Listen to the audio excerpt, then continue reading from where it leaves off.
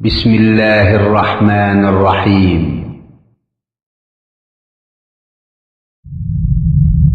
مكتب التعاون للدعوة والإرشاد وتوعية الجاليات بالدمام.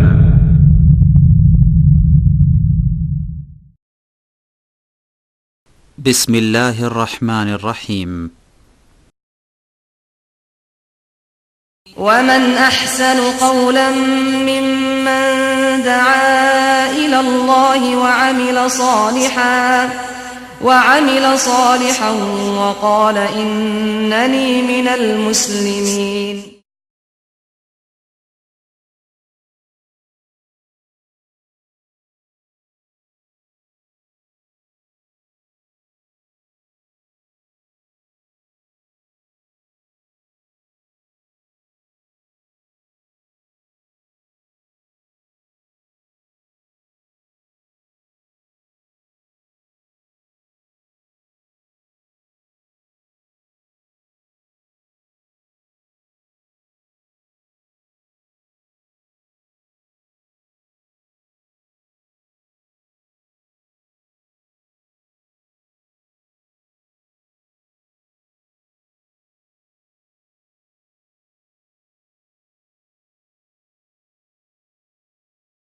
بسم الله الرحمن الرحيم. পরম করুণাময় মেহেরবান আল্লাহর নামে শুরু করছি। والمرسلات عرفا فالعاصفات عصفا والناشرات نشرا فالفارقات فرقا فالملقيات ذكرا عذرا أو نذرا إنما توعدون لواقع.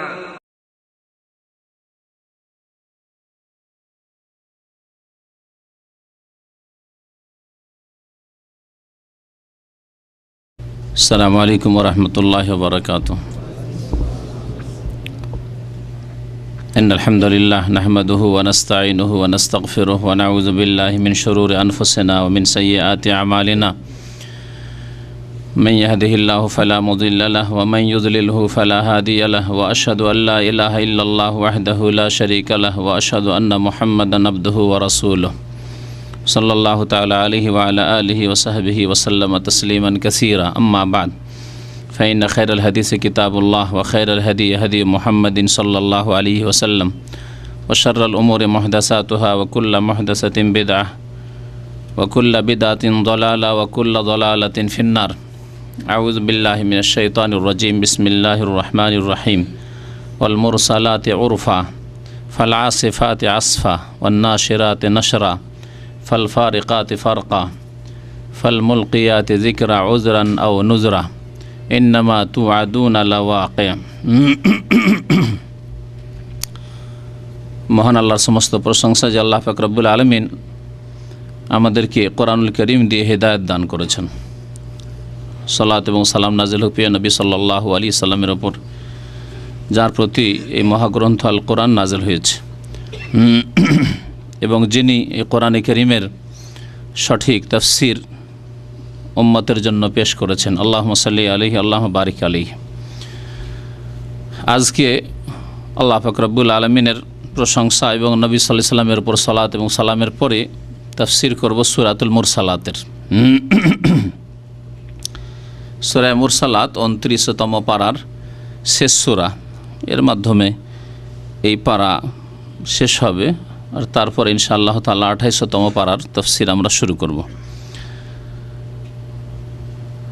মহান আল্লাহ এই সূরার প্রথমে 5টি বিষয় উল্লেখ করেছেন এবং এই 5টি বিষয়ের বা 5টি বস্তুর শপথ করেছেন।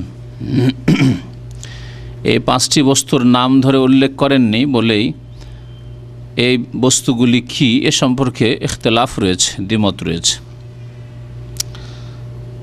এই বস্তুগুলির গুণ আল্লাহ উল্লেখ করেছেন, বিশেষণ বা সিফাত উল্লেখ করেছেন, আর তা হচ্ছে মুরসালাত।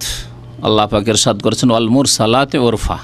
একটি বিষয় হচ্ছে মুরসালাত, ফাল আসিফাতে আসফা। দ্বিতীয় বিষয় হচ্ছে আসিফাত, এগুলো কি জিনিস। ওয়ান নাশেরাতে নাশরা, তৃতীয় বিষয় হচ্ছে বা বস্তু হচ্ছে নাশেরাত। ফাল ফারিকাতে ফারকা ফারিকাত, ফাল মুলকিয়াতে জিকরা মুলকিয়াত। এই গুণগুলি কোন কোন বস্তুর গুণ এ সম্পর্কে মতানৈক্য রয়েছে, কারণ নবী করিম সাল্লাল্লাহু আলাইহি সাল্লামের তরফ থেকে স্পষ্ট কোনো তাফসির এই আয়াতগুলির না থাকায় সাহাবাই কেরামদের মধ্যে দ্বিমত রয়েছে। সাহাবাই কেরামরা যেমনভাবে এই আয়াতগুলির তাফসির বুঝেছেন সেইভাবে তারা তাফসির করেছেন। এই সূরা সম্পর্কে কোন সময় নাজিল হয়েছে ইবনে মাসউদ রাদিয়াল্লাহু তাআলা আনহু একটি হাদিস বর্ণনা করেছেন, সহিহ বুখারীতে রয়েছে। বলছেন ইবনে মাসউদ রাদিয়াল্লাহু তাআলা আনহু যে বাইনামা নাহনু মা রাসূলিল্লাহ সাল্লাল্লাহু আলাইহি ওয়াসাল্লাম ফি গারে মিনা বা ফি গারিন বেমিনা, আমরা মিনার কোনো একটি পাহাড়ের গুহায় ছিলাম রাসূলুল্লাহ সাল্লাল্লাহু আলাইহি ওয়াসাল্লামের সাথে। মেনা জানা রয়েছে যেখানে হজ করতে গিয়ে হাজী সাহেবরা কয়েকদিন অবস্থান করেন। এই মেনার মাঠের কোনো এক পাহাড়ের গুহায় ছিলেন রাসূলুল্লাহ সাল্লাল্লাহু আলাইহি ওয়াসাল্লাম এবং তার সাথে ইবনে মাসউদ ছিলেন। ইদ নাজালাত আলাইহি ওয়াল মুরসালাত, হঠাৎ করে সূরাতুল মুরসালাত নাজিল হলো। তাহলে সূরা মুরসালাত মক্কি, মানে নবী সাল্লাল্লাহু আলাইহি ওয়াসাল্লামের মক্কার জীবনে নাজিল হয়েছে। তারপরে রাসূলুল্লাহ সাল্লাল্লাহু আলাইহি ওয়াসাল্লামের ওপর নাজিল হলো, তিনি নাজিল হওয়ার সাথে সাথে মুখস্থ ফাইন্নাহু লা ইয়াতলুহা ওয়া ইন্নী লা আতালাক্কাহা মিন ফিহি, নবী করিম সাল্লাল্লাহু আলাইহি ওয়াসাল্লাম পড়ে শোনালেন এবং আমি সাথে সাথে মুখস্থ করে নিলাম। আব্দুল্লাহ বিন মাসউদ রাদিয়াল্লাহু তাআলা আনহু বলছেন যে আমি সাথে সাথেই সরাসরি তার মোবারক জবান থেকে শুনে মুখস্থ করলাম। ওয়া ইন্না ফাহু লারাতাবুন বিহা, নবী সাল্লাল্লাহু আলাইহি ওয়াসাল্লাম শোনাচ্ছেন আর শোনাতে শোনাতে আমি মুখস্থ করে ফেললাম। ইজ ওয়াসাবাত আলাইনা হাইয়া, হঠাৎ করে সামনে একটি সাপ নজরে আসলো, সাপ দেখতে পেলাম। ফাকাল নবী সাল্লাল্লাহু আলাইহি ওয়াসাল্লাম উকতুলুহা, নবী সাল্লাল্লাহু আলাইহি ওয়াসাল্লাম সাহাবায়ে কেরামগণকে বললেন যে তোমরা সাপটিকে হত্যা করো, সাপটিকে হত্যা করো। তাহলে বোঝা গেল সাপকে হত্যা করতে হবে। সাপ দেখে ওই হিন্দু মতবাদে আছে যে সাপ দেবতা, সুতরাং সাপকে হত্যা করিও না। আর এইরকম ঘটনা অনেক সময় ঘটে, সাপকে হত্যা করলো না আর দেখা গেল যে বাড়ির কাউকে দংশন করলো। সাপকে হত্যা করতে বলেন রাসূলুল্লাহ সাল্লাল্লাহু আলাইহি ওয়াসাল্লাম। ফাবতাদারনাহা, আমরা তাড়াতাড়ি হত্যা করার চেষ্টা করলাম। ফাজাহাবাত, কিন্তু সাপটি পালিয়ে গেল। তো তখন সাপ পালিয়ে গেল। ফাকাল নবী সাল্লাল্লাহু আলাইহি ওয়াসাল্লাম উকিয়াত শাররাকুম কামা উকিতুম শাররাহা, তোমাদের অনিষ্ট থেকে সাপ বাঁচলো যেমন তোমরা তার অনিষ্ট থেকে বাঁচলে। তোমরা মারতে পারলে না, সেও বেঁচে গেল, আর তোমরাও বেঁচে গেলে যে সাপ দংশন করতে পারলো না। তাহলে এই সময় যে ঘটনাটি বললাম, এই সময় সূরা মুরসালাত নবী করিম সাল্লাল্লাহু আলাইহি ওয়াসাল্লামের উপর নাজিল হয়েছে মক্কি জীবনে। সূরা মুরসালাত একটি বড় সূরা, মোটামুটি মানে কেসারুস সুয়ার যেগুলি ছোট ছোট সূরা আম্মা পাড়ার সেই রকম সূরা নয়। তারপরে নবী করিম সাল্লাল্লাহু আলাইহি ওয়াসাল্লাম এই সূরা মাগরিবের সালাতে পড়েছেন। কারণ আজকাল আর অধিকাংশ ইমামরা, মসজিদের ইমামরা মনে করে যে মাগরিব নামাজ মানে সূরা ইখলাস, নাস, ফালাক আর খুব বেশি হইলে সূরা ফিল, কুরাইশ পর্যন্ত, তাই না? মনে করে না? আসলে এটি সুন্নতের খেলাফ। আল্লামা ইবনুল কাইয়্যিম রাহমাতুল্লাহ আলাইহি জাদুল মাদে এই বিষয়টি উল্লেখ করেছেন যে তার যেমন আজকে থেকে 500-600 বছর আগের কথা, তিনি উল্লেখ করেছেন যে কি অধিকাংশ ইমামদের যে ধারণা যে মাগরিবের নামাজ মানে ছোট ছোট সূরা, এটি আসলে সুন্নতের খেলাফ। পরবর্তীকালে শুরু হয়েছে। নবী করিম সাল্লাল্লাহু আলাইহি ওয়াসাল্লাম মাঝে মাঝে মাগরিবের নামাজের এক রাকাতে সূরা মুরসালাত পড়েছেন, প্রথম রাকাতে। তাহলে যদি এক রাকাতে সূরা ফাতিহার পর মুরসালাত পড়ে থাকেন তাহলে মাগরিবে যথেষ্ট সময় লেগেছে। এতে আরেকটি বিষয়ের বা আরেকটি ভুল ধারণার খণ্ডন আছে, তা হচ্ছে আমাদের দেশের ইমামরা মনে করে যে মাগরিবের নামাজের সময় অত্যন্ত সংকীর্ণ, খুব সংক্ষিপ্ত সময়, যার ফলে তারা আজানের পরে কোনো সময় দেয় না, শ্বাস নেওয়ারও সময় দেয় না, উজু করার সময় তো দূরের কথা, বাথরুম থেকে এসে নামাজ ধরা তো দূরের কথা, আর রোজা ইফতার করে কেউ যে এসে মাগরিবের নামাজ পাবে তা তো দূরের কথা, কোনো সময় দেয় না, ঠিক না? এটি একটি বিদাতি আমল এবং সুন্নত বিরোধী কাজ। বরং মাগরিবের আজান একামতের মাঝখানেও সাহাবায়ে কেরাম 2 রাকাত নামাজ পড়তেন, আর সেখানেও এতটুকু সময় দিতে হবে যাতে উজু করনেওয়ালা উজু করে আসতে পারে, যদি কাজা হাজাত থাকে কাজা হাজাত করে বাথরুম সেরে আসতে পারে, রোজাদার থাকে তো ইফতার করে এসে জামাত পেতে পারে। এই বিষয়গুলিতে ভুল রয়েছে যে ভুলগুলি সংশোধনের প্রয়োজন আছে। নবী করিম সাল্লাল্লাহু আলাইহি সাল্লাম সম্পর্কে মুসনাদ আহমদের রিওয়ায়াত রয়েছে ইবনে আব্বাস রাদিয়াল্লাহু তাআলা আনহুমা থেকে, বলছে আন্নাহা আন উম্মিহি, তার মা থেকে তিনি বর্ণনা করেছেন। ইবনে আব্বাস বলছেন আন্নাহা সামিআতিন নবী সাল্লাল্লাহু আলাইহি সাল্লাম ইয়াকরাউ ফিল মাগরিবি বিল মুরসালাতি উরফা। ইবনে আব্বাস রাদিয়াল্লাহু তাআলা আনহুমার মা নবী সাল্লাল্লাহু আলাইহি সাল্লামের কাছ থেকে শুনেছেন যে তিনি মাগরিবের নামাজে সূরা মুরসালাত পাঠ করতেন। তাহলে সূরা মুরসালাত মাগরিবের নামাজে নবী করিম সাল্লাল্লাহু আলাইহি সাল্লাম পাঠ করেছেন, হাদিস সহিহ। উম্মুল ফাজল তার উপনাম বা কুনিয়ত ছিল উম্মুল ফাজল, তিনি বর্ণনা করেছেন। তো যাই হোক, এই ছিল সূরা মুরসালাত সম্পর্কে কিছু কথা। তারপরে তাফসীরের দিকে আসা যাক। এই মুরসালাত আর আসিফাত আর নাশেরাত আর ফারিকাত মুলকিয়াত এগুলি সম্পর্কে যে ইখতিলাফ রয়েছে বললাম, ইখতিলাফ কি রয়েছে অর্থের দিক দিয়ে? প্রথম বক্তব্য হচ্ছে যে এইগুলি হচ্ছে বিশেষণ বা গুণ ফেরেশতার। মুরসালাত মানে ফেরেশতা, প্রেরিত ফেরেশতা। আসিফাত মানে দ্রুত বেগে, আসফ মানে দ্রুত বেগে, ঝটিকা, দ্রুত বেগে কোনো কিছু আসা, সে বাতাস হোক অথবা দ্রুত বেগে ফেরেশতা আসা হোক। এক কথায় এই গুণগুলি হচ্ছে ফেরেশতাগণের গুণ, বিভিন্ন দায়িত্বে যে নিয়োজিত ফেরেশতারা রয়েছেন তাদের গুণ এগুলি। এ হচ্ছে একটি মত। তাহলে এখানে এইভাবে আছে উজ্জ্ব বা অস্পষ্ট, তা হচ্ছে ওয়াল মালায়েকাত আল মুরসালাত উরফা, শপথ করছি ওই সব ফেরেশতাগণের আল মুরসালাতে যারা প্রেরিত হয়ে থাকেন আল উরফা, সৎ কাজের আদেশ নিয়ে বা কল্যাণের আদেশ নিয়ে। উরফ মানে মারুফ, মারুফ মানে হ্যাঁ সৎ কথা, সৎ কাজ। হ্যাঁ, আল্লাহ পাক কোরআনে কারিমে বলেছেন কুনতুম খায়রা উম্মাতিন উখরিজাত লিন-নাস তা'মুরুনা বিল মারুফ, তোমরা শ্রেষ্ঠ উম্মত, তোমরা মানুষের কল্যাণের জন্য তোমাদেরকে পৃথিবীতে আনা হয়েছে। তা'মুরুনা বিল মারুফ, তোমরা কি করবে? ভালোর আদেশ দান করবে। ভালো কথা হইতে পারে, কাজও হইতে পারে, কাজের সাথে খাস করার কোনো প্রয়োজন করে না। আপনি একটা ভালো কথা বলেন, সেটা হচ্ছে মারুফ। মারুফের বিপরীত হচ্ছে মুনকার। মুনকার হারাম, নাজায়েজ, আপত্তিকর, অসৎ কথা, অসৎ কাজ। ও তানহাউনা আনিল মুনকার, এবং মুনকার থেকে বাধা দেবে। তাহলে এগুলি হচ্ছে ফেরেশতা মণ্ডলীর বা ফেরেশতাগণের সিফাত গুণ একটি মত। এই মতটি আবু হুরায়রা রাদিয়াল্লাহু তাআলা আনহু থেকে বর্ণিত রয়েছে। ইমাম ইবনে আবি হাতেম তার তাফসীর রয়েছে, বলছেন আন আবি হুরায়রা থেকে বর্ণনা করেছেন ওয়াল মুরসালাত উরফা কাল আল মালায়েকা। আবু হুরায়রা রাদিয়াল্লাহু তাআলা সবচেয়ে বেশি হাদিস বর্ণনা করেছেন নবী করিম সাল্লাল্লাহু আলাইহি ওয়াসাল্লাম থেকে। এই আয়াতগুলি তাফসীর করতে গিয়ে তিনি কি বলছেন যে এগুলি হচ্ছে কার গুণ? ফেরেশতাগণের গুণ। পক্ষান্তরে কেউ কেউ রাসূলগণের গুণ বলে বর্ণনা করেছেন।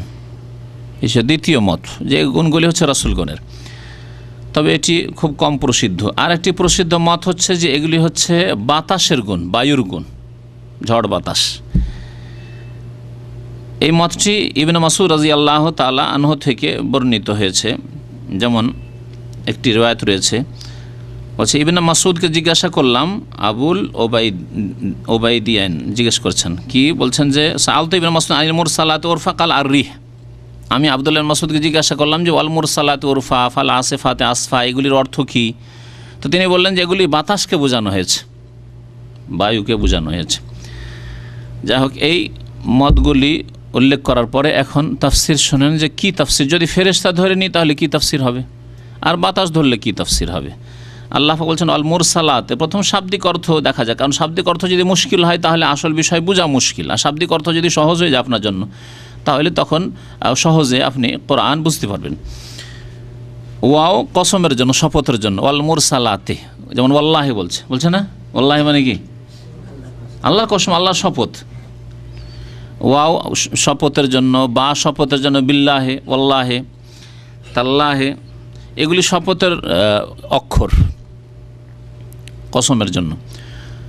যেমন ওয়াল্লাহ হয় ওইরকম ওয়াল মুরসালাত, আপনি বান্দা আমি বান্দা, আল্লাহর কসম করব একমাত্র। কিন্তু আল্লাহ পাক রব্বুল আলামিন তার সৃষ্টি জগৎ থেকে বিভিন্ন বিষয়ের, বিভিন্ন বস্তুর, এমনকি আল্লাহ পাক নিজের জাতেরও শপথ করেছেন। ফাওয়া রাব্বিকা, হে নবী তোমার রবের শপথ করে বলছি, আল্লাহ বলছেন, আল্লাহ পাক নিজের জাতের শপথ করেছেন। ওয়াল্লাইলি ওয়ান্নাহারে, আল্লাহ পাক কসম করেছেন। ওয়াল ফজরে ওয়াল আসরে ইন্নাল ইনসানা লাফি খুসর, আছে না? আল্লাহ পাক রব্বুল আলামিন এইরকম তার সৃষ্টি থেকে বহু সৃষ্টির শপথ করেছেন। তার মধ্যে এখানে একটি সৃষ্টি হচ্ছে ওয়াল মুরসালাতে, আসলে ছিল ওয়া উকসিমু, আমি আল্লাহ শপথ করছি। কিসের শপথ করছি? মুরসালাতের।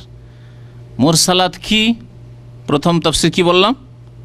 ফেরেশতা, ধরে নেন ফেরেশতা। তাহলে ফেরেশতা মালায়েকা যদি বলি, এমন ফেরেশতাগণের শপথ করছি, আল্লাহ পাকের সৃষ্টি ফেরেশতা, এই ফেরেশতা মালায়েকার আল্লাহ পাক শপথ, আমি এমন ফেরেশতা মণ্ডলীর, ফেরেশতা জগতের শপথ করছি যাদেরকে সৎ কাজের বা কল্যাণের আদেশ দিয়ে প্রেরিত করা হয়। আরসালা ইউরসেলো মানে প্রেরণ করা, পাঠানো। আরসালা ইউরসেল, ইরসাল থেকে হচ্ছে রসুল, রসুল মানে প্রেরিত। এই জন্য মোহাম্মদুর রসুল্লাহ, মোহাম্মদ সাল্লাল্লাহু আলাইহি ওয়াসাল্লাম আল্লাহ পাকের প্রেরিত, আল্লাহ পাকের প্রেরিত রসুল।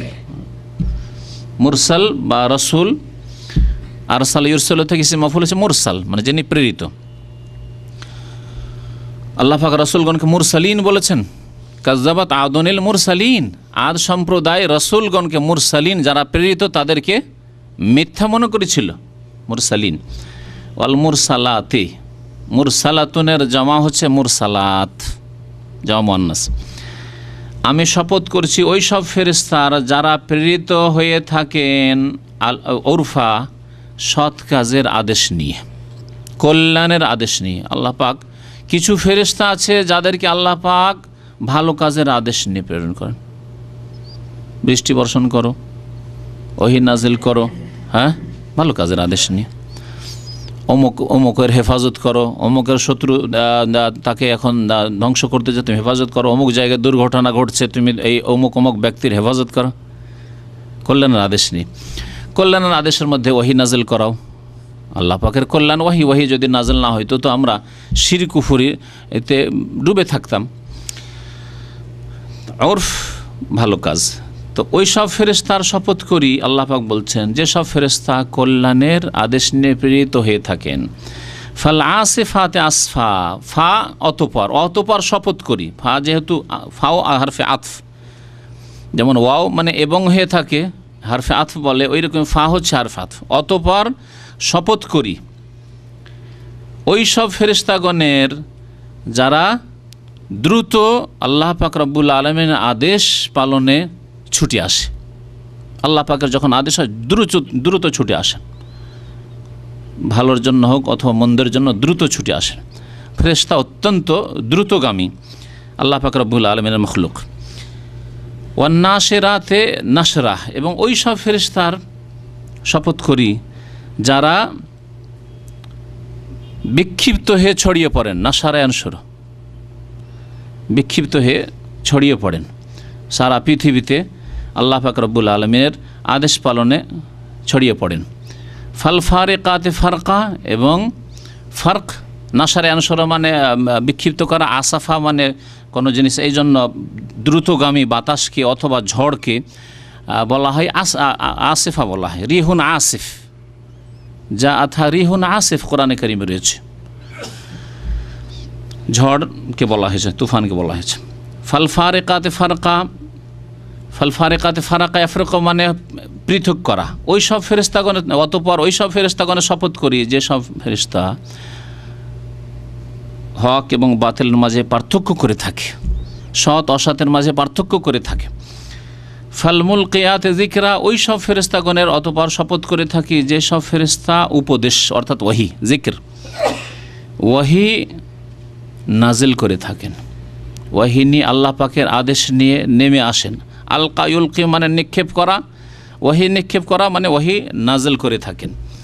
উজরান আও নুজরা, উপদেশ নাজিল করে থাকেন মানব জাতির ওজর বা আপত্তিকে, কোনো ওজরকে শেষ করে দেওয়ার জন্য,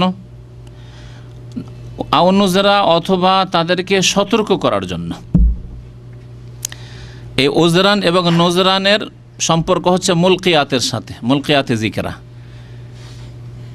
কতক ফেরেশতা আল্লাহ পাকের আদেশ নিয়ে পৃথিবীতে আসেন, উপদেশ নিয়ে আসেন, আম্বিয়া এবং রাসূলগণের কাছে এসেছেন, যেমন জিবরাইল আলাইহিস সালাম তাদের রাইস, কিন্তু জিবরাইল আলাইহিস সালামের সাথে একটি দল থাকতে পারে, তিনি রাইসুল মালায়েকা। তো তারা ওহী যে নিয়ে আসেন কি জন্য? আল্লাহ পাক বলছেন ওজরান আও নুজরা, হয় ওজর দূর করার জন্য আর না হলে সতর্ক করার জন্য। দুটি উদ্দেশ্য। কি অর্থ? যখন ওহী নাজিল হয়ে গেল তাহলে মানুষের আর কোনো ওজর থাকলো না আল্লাহ পাকের কাছে, অজুহাত পেশ করা, আপত্তি পেশ করা যে আল্লাহ আমি জানতাম না, আমরা তো বুঝতাম না, আমরা তো টের পাইনি, আমরা তো জানি না যে এটা শিরক, আমরা জানি না যে জেনা পাপ, আমরা জানি না যে খুন করা হারাম, আমরা জানি না যে মিথ্যা বলা হারাম। ওজরান, ওজর শেষ করার জন্য। এখানে ওজরান মানে ওজর শেষ করার জন্য, আর কোনো ওজর থাকবে না ওহী নাজিল হওয়ার পর। মহান আল্লাহ বলেছেন ওমা কুন্না মুআযযিবিন হাত্তা নাবআসা রাসূলা, আমি কোনো জাতিকে আযাব দিয়ে ধ্বংস করব না যতক্ষণ পর্যন্ত রাসূল প্রেরণ না করব।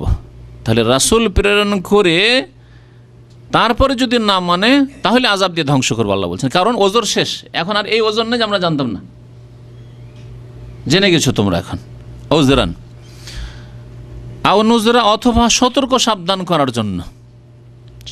উদ্দেশ্য হচ্ছে ওহী নাজিল করা, সতর্ক সাবধান করা। এতদিন গাফিলতিতে ছিলে, ঘুমিয়েছিলে, সতর্ক করে দেওয়া হয়েছে, দেখো সজাগ হয়ে যাও, আল্লাহর আযাব কিন্তু আসবে না মানলে।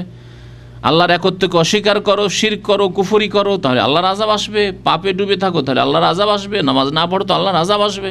নজরান, সতর্ক সাবধান করে দেওয়া হয়েছে। এই জন্য নবী গুণ আল্লাহ পাক কোরআনে কারিমে বলছেন বাশিরা ওয়া নাযিরা, সুসংবাদদাতা, যারা মানবে তাদের জন্য সুসংবাদদাতা নবী, আর নাজির সতর্ক সাবধানকারী, যারা মানবে না, মানতে চাইবে না, তাদের জন্য সতর্ক সাবধান করার উদ্দেশ্যে নবী এসেছেন।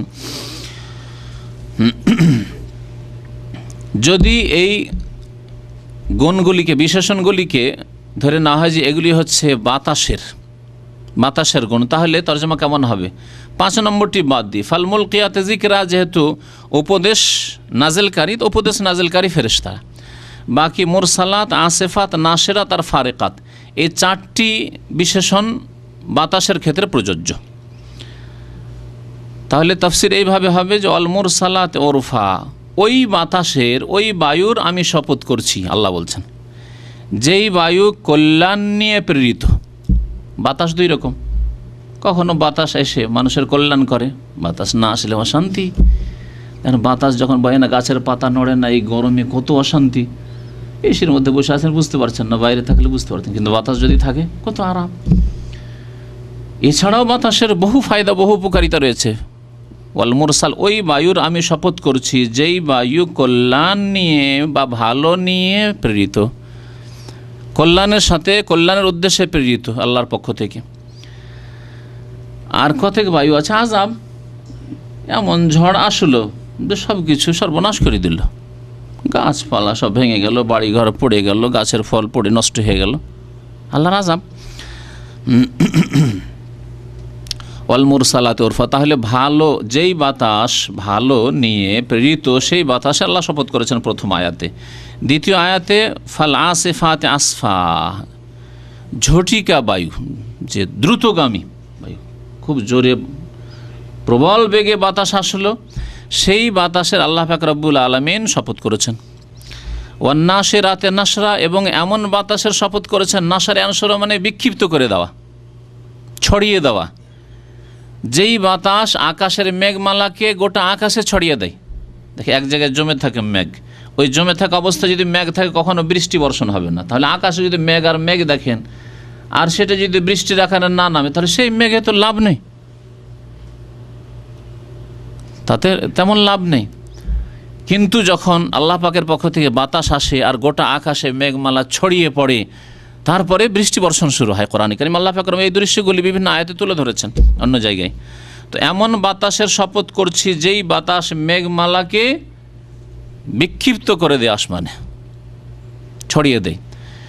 ফাল ফারিকাতে ফারকা, এবং এমন মেঘমালার শপথ করছি যা ভাগ করে দেয়, যা বিভক্ত করে দেয়, মেঘকে বিভক্ত করে দেয়, বিভিন্ন এলাকা বিভক্ত করে দিল, এক জায়গায় না, বিভিন্ন আল্লাহ পাকের আকাশে বিভিন্ন এলাকায় বিভক্ত করে দিল। তো এই গুণগুলি বাতাসের ক্ষেত্রেও প্রযোজ্য।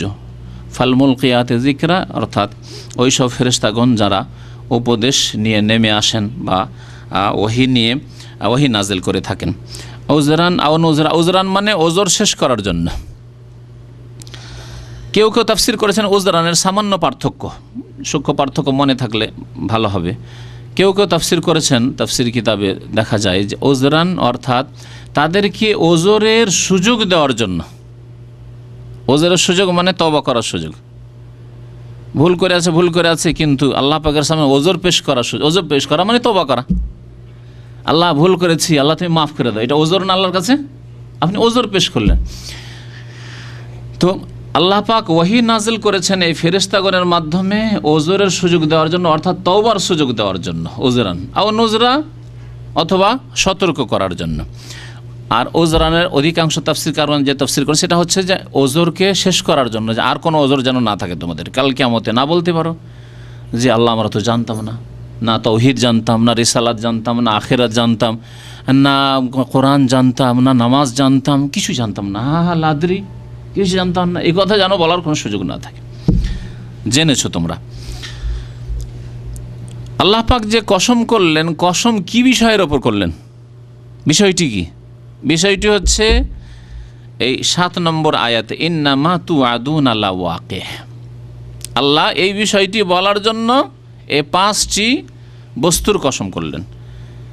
আমি কসম করে বলছি যে নিশ্চয় তোমাদের সাথে যা প্রতিশ্রুতি হয়েছে, যে ওয়াদা করা হয়েছে, অবশ্যই তা বাস্তবায়িত হবে। লাওয়াকে, তা ঘটবে। ওয়াকে বলে না কিসসাকে, ওই যে ওয়াকে থেকে ওয়াকা মানে ঘটা, কোনো কিছু ঘটিত হওয়া। ইন্নামা তুআদুনা লাওয়াকি, নিশ্চয় যা কিছু তোমাদের সাথে ওয়াদা করা হয়েছে অবশ্যই তার বাস্তবায়ন হবে, তা হবেই হবে। কি ওয়াদা করা হয়েছে? দুনিয়ার পরে আখিরাত হবে, দুনিয়া ধ্বংস হবে, হ্যাঁ, আসমান জমিন সব কিছু ধ্বংস হয়ে যাবে, সূর্য চন্দ্র আলোহীন হয়ে যাবে, কিয়ামতে হাজির হবে, বিচার দিবস আল্লাহর সামনে হাজির হয়ে দাঁড়াতে হবে এবং জবাবদেহি করতে হবে। এগুলি আল্লাহ পাকের পক্ষ থেকে প্রতিশ্রুতি, ওয়াদা। সৎ লোক, হে মানুষ, তোমরা যদি সৎ হও তোমাদেরকে উত্তম প্রতিদান দেওয়া হবে, ওয়াদা আল্লাহ পাক। তোমাদের ইন্নী জাযাইতুহুমুল ইয়াওমা বিমা সাবারু, আজকে তোমাদেরকে উত্তম প্রতিদান দেব তোমাদের ধৈর্যের। তো আল্লাহ পাক এই প্রতিদান দিবস, ইয়াউমুল জাযা, ইয়াউমুল বাস, পুনরুত্থান এবং প্রতিদান দিবস হচ্ছে প্রতিশ্রুত যে ওয়াদা আল্লাহ করেছেন তার। কখন তা হবে, তখন কি অবস্থা হবে, তার কিছু দৃশ্য আল্লাহ পাক তুলে ধরেছেন। ফায়জান নুজুম ও তুমেসাত, যখন তারকারাজি কি হয়ে যাবে? তুমেসাত মানে তামস মানে আলোহীন হয়ে যাও, আলোহীন হয়ে যাবে। অন্য জায়গায় আল্লাহ পাক বলেছেন ইনতাসারাত, খসে পড়ে যাবে, খসে যাবে আকাশ থেকে। যেমন মুকুল শুকিয়ে গিয়ে বা ফল শুকিয়ে গিয়ে ঝরে পড়ে, ওইরকম আকাশ থেকেই বিশাল বিশাল তারকা নক্ষত্র খসে পড়ে যাবে। ওয়াইজাল কাওয়াকিবু ইনতাসারাত, ওয়াইজান নুজুমুন কাদারাত, ইনকাদারা মানে খসে পড়ে যাওয়া। আল্লাহ পাক বলেছেন ফায়জান নুজুম তুমিসাত, আলোহীন হয়ে যাবে, আলোহীন হয়ে যাবে, তারপর ধ্বংস হয়ে খসে পড়ে যাবে। ওয়াইজাস সামাউ ফুরিজাত, এবং আসমান ছিদ্র হয়ে যাবে। ফারাজ মানে ছিদ্র হওয়া। অন্য আয়াতে আল্লাহ কি বলেছেন? ইজাস সামাউন ফাতারাত, ইন ফাতারা মানে বিদীর্ণ হওয়া, ফেটে যাওয়া। ইজাস সামাউন শাক্কাত, ইন শাক্কা মানেও ফেটে যাওয়া। ওয়াইজাস সামাউ ফুরিজাত, যখন আসমান ছিদ্র হয়ে যাবে মানে বিদীর্ণ হয়ে যাবে। ওয়াইজাল জিবাল নুসিফাত, পাহাড় পর্বতমালাকে কি করা হবে? নুসিফাত, উড়িয়ে দেওয়া হবে, নিশ্চিহ্ন করে দেওয়া হবে। এত ভারী পাহাড়, এত বিশাল পর্বতমালা, কত আল্লাহ পাকে পাহাড় পর্বত রয়েছে, যা যদি এই জমিনের ওপর না থাকতো তাহলে জমিন স্থির থাকতো না, অস্থির ছিল।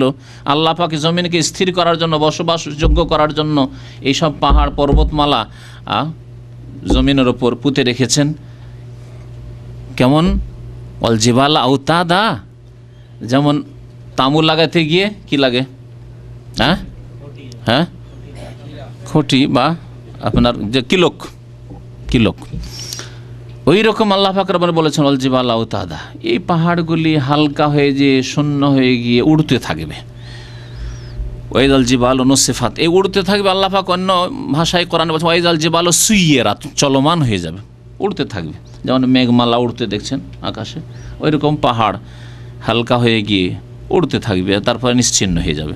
ওয়াইজার রসুল উক্কিতাত, এবং সেই সময়কে স্মরণ করো। ওয়াইজার রসুল, যখন রসুলগণকে, রসুলের জামা হচ্ছে রসুল, রসুলগণের জন্য সময় নির্ধারিত করা হবে।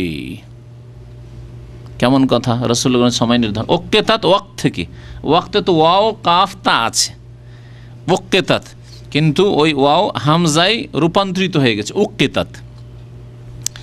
যখন রসুলদের জন্য সময় নিরূপণ করা হবে বা নির্ধারিত করা হবে, এমন সময় নির্ধারিত আছে রসুলগণের সাথে যেই সময় উপস্থিত হয়ে যাবে। কি নির্ধারিত আছে? আল্লাহ পাক কোরআনে কারীমে সূরা জুমারে বলেছেন, হ্যাঁ, ওয়াজিআ বিন নাবিয়িনা ওয়াশ শুহাদাই ওয়া কুযিয়া বাইনাহুম বিল হক, নবী এবং সাক্ষীগণকে আল্লাহ পাক আনয়ন করবেন, নিয়ে আসবেন। যখন মানব জাতি যারা কুফরি করেছে, শিরক করেছে, যারা পাপ করেছে, অস্বীকার করে, আল্লাহ আমরা তো জানতাম না, মিথ্যা বলে, নতুন নতুন আসামি যখন থানা পুলিশে আসে তখন মিথ্যা বলে, মনে করে যে মিথ্যা বললে হয়তো ছেড়ে দেবে, ভাববে যে না ঠিকই আছে, আমরা দোষী নই, আসলে ছেড়ে দেবে। ওই রকম প্রথম এরাও করবে। তখন আল্লাহ পাক নবী রাসূলগণকে সাক্ষী স্বরূপ নিয়ে আসবেন। ফাকাইফা ইযা জিনা মিন কুল্লি উম্মাতিন বিশাহিদিন ওয়া জিনা বিকা আলা হাউলাই শাহিদা। আল্লাহ পাক কোরআন কারীমের একটি আয়াতে ইরশাদ করেছেন, কি হবে সেই দিনের অবস্থা? ইযা জিনা মিন কুল্লি উম্মাতিন বিশাহিদ, প্রত্যেক উম্মতে, প্রত্যেক জাতিতে একজন করে সাক্ষী নিয়ে আসবো। তিনি কে? নবী রাসূল, প্রত্যেক জাতির রাসূল, নিজ নিজ উম্মতের জন্য সাক্ষী। নূহ আলাইহিস সালাম নিজের জাতি, আল্লাহ এদেরকে হেদায়েত করেছি, সাক্ষী আছে আমি। ইব্রাহিম আলাইহিস সালাম সেই জাতির জন্য সাক্ষী। মুসা, ঈসা, যত আম্বিয়া এবং রসুলগণ এসেছেন নিজ নিজ জাতির জন্য সাক্ষী। মিন কুল্লি উম্মাতিন বিশাহিদ ওয়া জিনা বিকা আলা হাউলাই শাহিদা, হে নবী আপনাকে এদের উপর সাক্ষী করে নিয়ে আসবো। আলা হাউলাই, সাহাবায়ে কেরামদের দিকে ইঙ্গিত করে আল্লাহ পাক বলছেন, এই শেষ উম্মতের দিকে ইঙ্গিত করে বলছেন যে আল্লাহ হাউলাই শাহিদা, এদের উপর সাক্ষী করে নিয়ে আসবো। এদের কাছে মেরাজ থেকে নামাজ নিয়ে এসেছিলেন, বেনামাজি মুসলিম, সাক্ষী নিয়ে আসা হবে রাসূলুল্লাহ সাল্লাল্লাহু আলাইহি সাল্লামকে। আল্লাহ পাক যেন মুসলিম জাতিকে হিদায়াত দান করেন। তো আল্লাহ পাক রব্বুল আলামিন সাক্ষী করে ডাকবেন সেই দিন। ওয়াইজা রসুল উক্কিতাত, ওই দিনকে স্মরণ করো যেই দিন রসুলদের জন্য সময় নির্ধারণ করা হবে যে এখন তোমাদের সময় হয়েছে, আসো নিজ নিজ জাতির বিরুদ্ধে সাক্ষী দাও। এরা অস্বীকার করছে, এরা জানতো না নামাজ, এরা জানতো না আখিরাত, এরা জানতো না জান্নাত জাহান্নাম, এরা জানতো না আল্লাহ, তাওহীদ, কিছুই জানতো না বলছে। নবী রাসূলগণকে নিয়ে আসা হবে। ওয়াইজা রসুল উক্কিতাত লিআইয়্যি ইয়াউমিন উজ্জিলাত, তো এই দিনটি কোন দিনের জন্য স্থগিত রাখা হয়েছে? আল্লাহ বলছেন লিআইয়্যি ইয়াউমিন, কোন দিনের উদ্দেশ্যে, কোন দিনের জন্য। উজ্জিলাত, আজ্জালা হামজা দিয়ে, আজ্জালা ইউআজ্জালু মানে বিলম্ব করে রাখা, যেটা পরে আসবে আজাল থেকে। ফাইজা যা আজালহুম, তাদের যখন সময় আসবে, তাহলে সময়টা পরে আসছে। আর আইন যদি হামজার জায়গায় আইন দিয়ে দেন, আজ্জালা মানে হচ্ছে তাড়াতাড়ি আসা। এই জন্য মোহরের ক্ষেত্রে ফিকার কিতাবাদিতে, যদিও সুন্নত হচ্ছে নগদ নগদ মোহর দেওয়া, কিন্তু ফিকার কিতাবাদিতে ভাগ করা হয়েছে মোহরে মুআজ্জাল মানে নগদ নগদ মোহর দেওয়া, এইটি হচ্ছে সুন্নত তরিকা। আর এটা হচ্ছে মোহরে মুআজ্জাল মানে ধার, আজাল, সময় নির্ধারিত করা আছে, অথবা নেই, দিবে কোনো দিন, না দিবে মরার সময় মাফ। এই হলো অধিকাংশ আমাদের সমাজের মুসলিমদের অবস্থা। অথচ নবী করিম সাল্লাল্লাহু আলাইহি ওয়াসাল্লাম একটি বিবাহ পড়াননি। আল্লাহর নবীর সাহাবাই কেরামদের মধ্যে কোনো এক সাহাবীর বিবাহ দেখাতে পারবেন না যে ধার মোহরে বিবাহ হয়েছে। আমাদের সমাজে 1999টা বলা হলো, সবগুলি ভাগ করার প্রয়োজনই নেই, সবগুলি সব বাকি মোহরের বিবাহ, সব বাকি মোহরের বিবাহ, সুন্নতের খেলাফ বিবাহ। আল্লাহ পাক বলেন লিআইয়্যি ইয়াউমিন উজ্জিলাত, এই কোন দিনের উদ্দেশ্যে স্থগিত রাখা হয়েছে, মানে নবী রাসূলগণকে সাক্ষী করে জানা হবে এটা কখনকার জন্য স্থগিত রাখা হয়েছে, কখন হবে আল্লাহ জিজ্ঞেস করছেন, আর জিজ্ঞাসা করে স্বয়ং নিজে উত্তর দিচ্ছেন। যেমন কদর সম্পর্কে আল্লাহ পাক জিজ্ঞাসা করেছেন, ইন্না আনজালনাহু ফি লাইলাতুল কদর ওয়া মা আদরাকা মা লাইলাতুল কদর, লাইলাতুল কদর কি? আল্লাহ তারপরে জবাব দিচ্ছেন লাইলাতুল কদর খায়রুম মিন আলফি শাহর। ওই রকম এখানে আল্লাহ পাক রব্বুল জিজ্ঞাসা করেছেন যে কোন দিনের জন্য স্থগিত রাখা হয়েছে এই বিষয়টিকে, তারপরে উত্তর দিচ্ছেন লিয়াউমিল ফাসল, চূড়ান্ত ফয়সালার দিনের উদ্দেশ্যে। চূড়ান্ত ফয়সালা যেদিন হবে, দেখেন দুনিয়ায় চূড়ান্ত ফয়সালা হবে না। আপনার কারো সাথে আদান প্রদানের দ্বন্দ্ব থাক, অথবা তৌহিদ আর শিরকের দ্বন্দ্ব হোক, আল্লাহর একত্ব আর বহুত্বের দ্বন্দ্ব হোক, ঈমান আর কুফরির দ্বন্দ্ব হোক, আর সুন্নাত আর বিদাতের দ্বন্দ্ব হোক, কে হক কে বাতিলে আছে এর দ্বন্দ্ব হোক, আর সাংগঠনিক দ্বন্দ্ব হোক, আর জামাতি দ্বন্দ্ব হোক, আর যে কোনো দ্বন্দ্ব, রাজনৈতিক দ্বন্দ্ব হোক, দুনিয়াতে চূড়ান্ত ফয়সালা হবে না। অনেক সময় যে হক পথে আছে তাকে দুর্বল মনে করা হচ্ছে, আর তাকে ভুল আর ভ্রান্ত মনে করা হচ্ছে, তাই না? অনেক সময় দেখা যাচ্ছে যে বাতিল মনে করছে, বা বাতিলকে লোকেরা মনে করছে এরাই হক পথে আছে। কিন্তু আখেরাত এমন একটা সময়, বিচার দিবস, ইয়াউমুল ফাসল, যেই দিন চূড়ান্ত ফয়সালা হবে। হক স্পষ্ট হয়ে যাবে, বাতিল স্পষ্ট হয়ে যাবে, হকপন্থী স্পষ্ট হয়ে যাবে এরাই হকপন্থী, আর বাতিলপন্থী স্পষ্ট হয়ে যাবে যে এরা বাতিলপন্থী। জান্নাতি জাহান্নামী সুস্পষ্ট হয়ে যাবে। এখন অনেক জাহান্নামীকে অনেকে জান্নাতি মনে করছেন, আর অনেক জান্নাতিকে, আল্লাহর নেক বান্দাকে ফাসেক বা বিদাতি মনে করছেন। আল্লাহ পাক রব্বুল আলামিন দুনিয়াকে কর্মক্ষেত্র করেছেন, এখানে চূড়ান্ত ফয়সালা হবে না। তবে আপনাকে হকের সন্ধান করতে হবে, সত্যকে তলাশ করতে হবে, সত্যকে তলাশ করতে হবে যেইভাবে সত্য এসেছে আল কোরআনের আকারে এবং রাসূলুল্লাহ সাল্লাল্লাহু আলাইহি ওয়াসাল্লামের হাদিসের আকারে। যা আল্লাহ এবং তার রাসূলের বিধানে পাবেন তা গ্রহণ করবেন। আর প্রত্যেকটি ক্ষেত্রে যেখানে দেখবেন যে না এখানে কোরআন এবং হাদিস নেই, এখানে জালিয়াতি বেশি, এখানে মিথ্যার ছড়াছড়ি, এখানে দলিলের প্রয়োজন মনে করা হয় না, জানবেন যে এখানে বাতিল লুকিয়ে আছে মনে হয়। আল্লাহ পাক বলছেন ওমা আদরাকা মা ইয়াউমুল ফাসল, হে নবী তুমি কি করে জানবে যে চূড়ান্ত ফয়সালার দিবস কি? ওয়াইলু ইয়াউমাইযিল লিল মুকাজ্জিবিন, সেই দিন দুর্ভোগ আর দুর্ভোগ। ওয়াইল মানে দুর্ভোগ, ধ্বংস, হালাক, সর্বনাশ, এগুলি হচ্ছে ওয়াইলের অর্থ। আর ওয়াইলের আরেকটি তাফসির হচ্ছে, যেমন একটি হাদিসে রয়েছে যে ওয়াদিন ফি জাহান্নাম, জাহান্নামের একটি উপত্যকার নাম হচ্ছে ওয়াইল। তাহলে এর অর্থ এও করা যেতে পারে যে সেই দিন জাহান্নাম রয়েছে, কার জন্য? লিল মুকাজ্জিবিন, ইয়াউমাইযিন সেই দিন, অর্থাৎ বিচার দিবস, কিয়ামতের দিন। লিল মুকাজ্জিবিন, কাযিবিন আল্লাহ বলেননি। কাযিবিন মানে যারা মিথ্যুক, কাযাবা ইয়াকযিবু মানে মিথ্যা বলা, আর মুকাজ্জিবিন মানে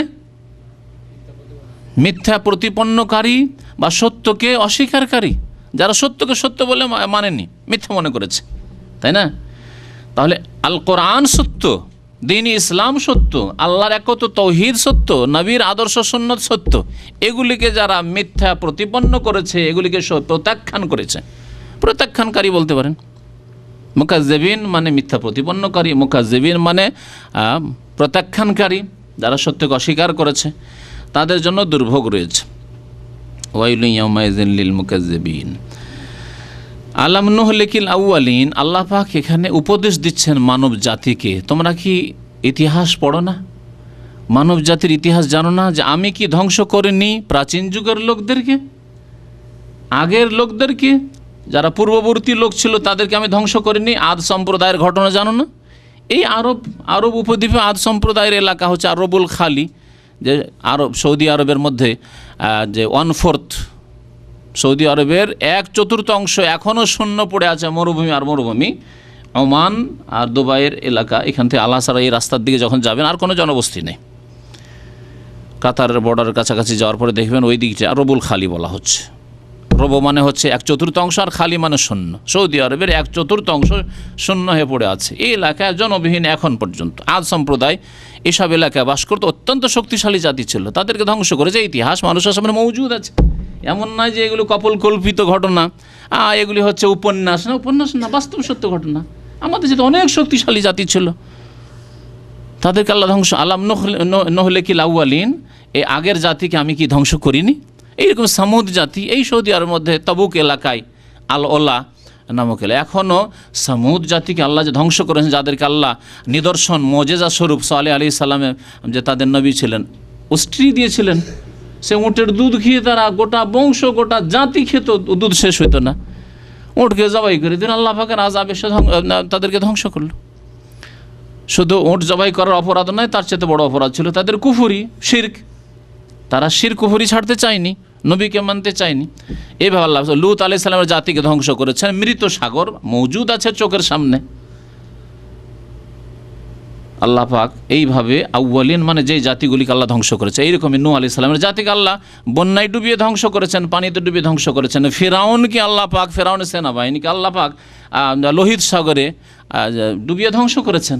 এইভাবে যত জাতিকে আল্লাহ ধ্বংস করেছেন কোরআনে কারিমে সেই সত্য ঘটনাগুলি তুলে ধরা হয়েছে। সেদিকে ইঙ্গিত করে আল্লাহ পাক বলছেন আলাম নুহলিকিল আউয়ালিন, প্রাচীন যুগের লোকদেরকে বা পূর্ববর্তী লোকদেরকে কি আমি ধ্বংস করিনি যারা পাপিষ্ঠ, আল্লাহ পরকালকে অস্বীকার করেছিল, আল্লাহর একত্ব তৌহিদকে অস্বীকার করেছিল, পাপ যারা ছাড়তে চায়নি, সমকামী তারা পাপকে ছাড়তে রাজি হয়নি, এই লূত আলাইহিস সালামের জাতি, আল্লাহ পাক তাদেরকে ধ্বংস করেছেন।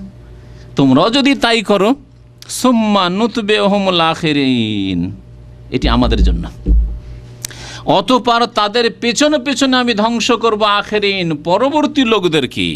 পূর্ববর্তীদেরকে ধ্বংস করেছি, এই ইতিহাস মজুদ আছে তোমাদের সামনে, আর পরবর্তী লোকদেরকে অর্থাৎ তোমাদেরকে ধ্বংস করব তাদের পরে পরে, যদি তোমরা এইরকম করো।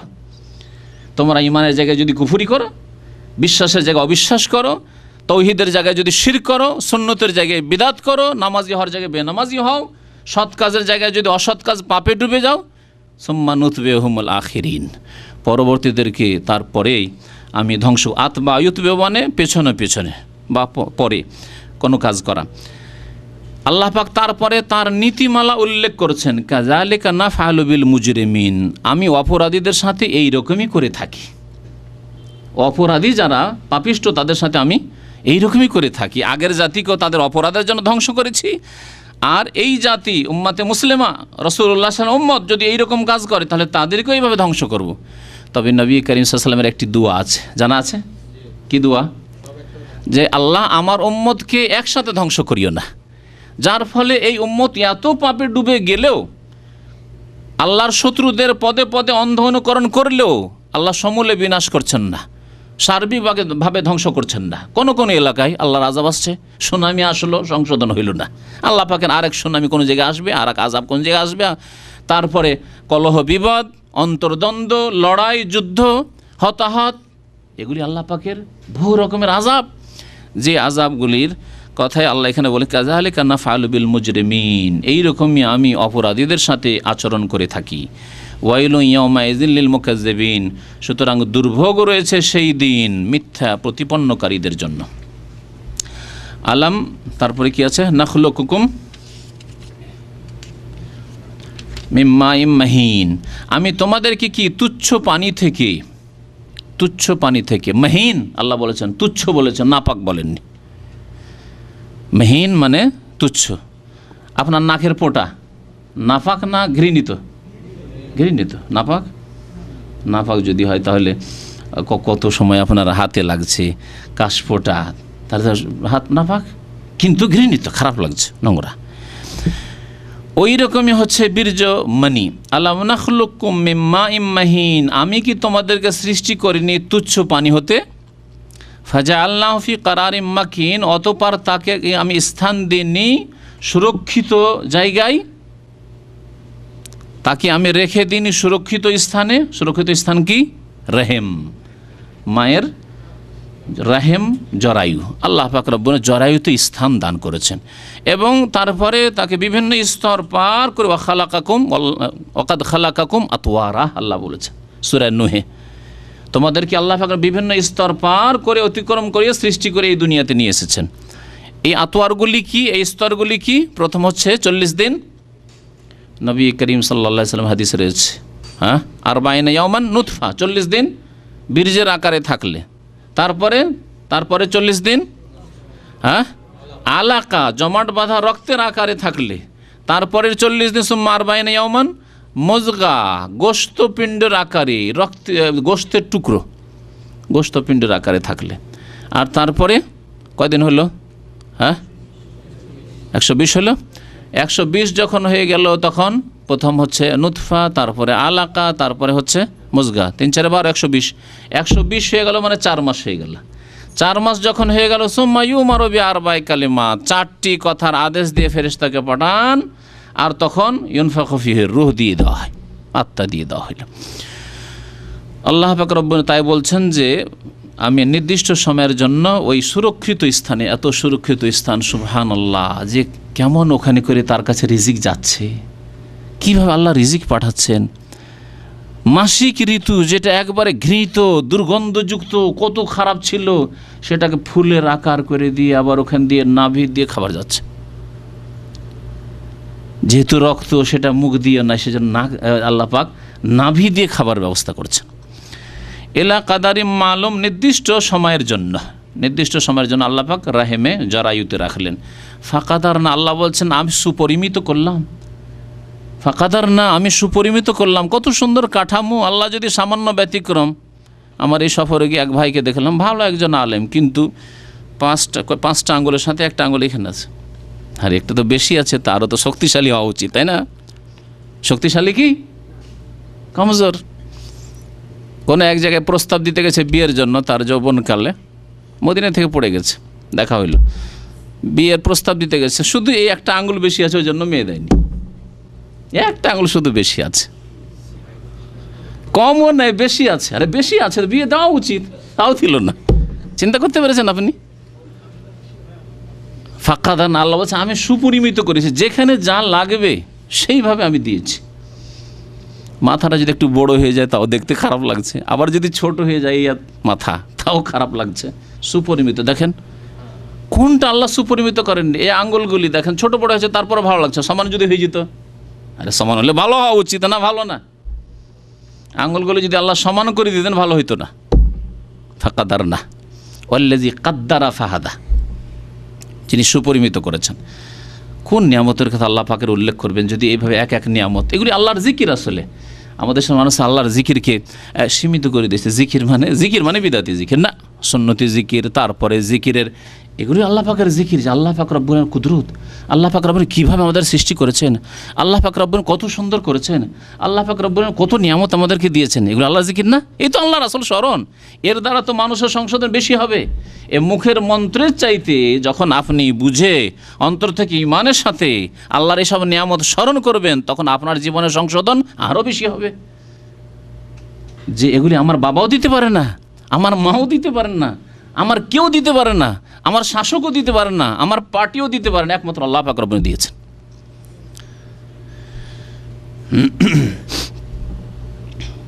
তো আল্লাহ পাক বলছেন ফাকাদার না, আমি সুপরিমিত করলাম। ফানেমাল কাদেরুন, আমি কত উত্তম, নেমা ফেল মাধা, কত উত্তম সুপরিমিতকারী, অথবা কাদেরুন মানে সক্ষম, আমি কত সুন্দরভাবে সৃষ্টি করতে সক্ষম, এই অর্থ করা যেতে পারে। কাদারা একদের মানে সুপরিমিত করা, পরিমাণ নির্ধারণ করা, আর কাদার একদের মানে সক্ষম হওয়া।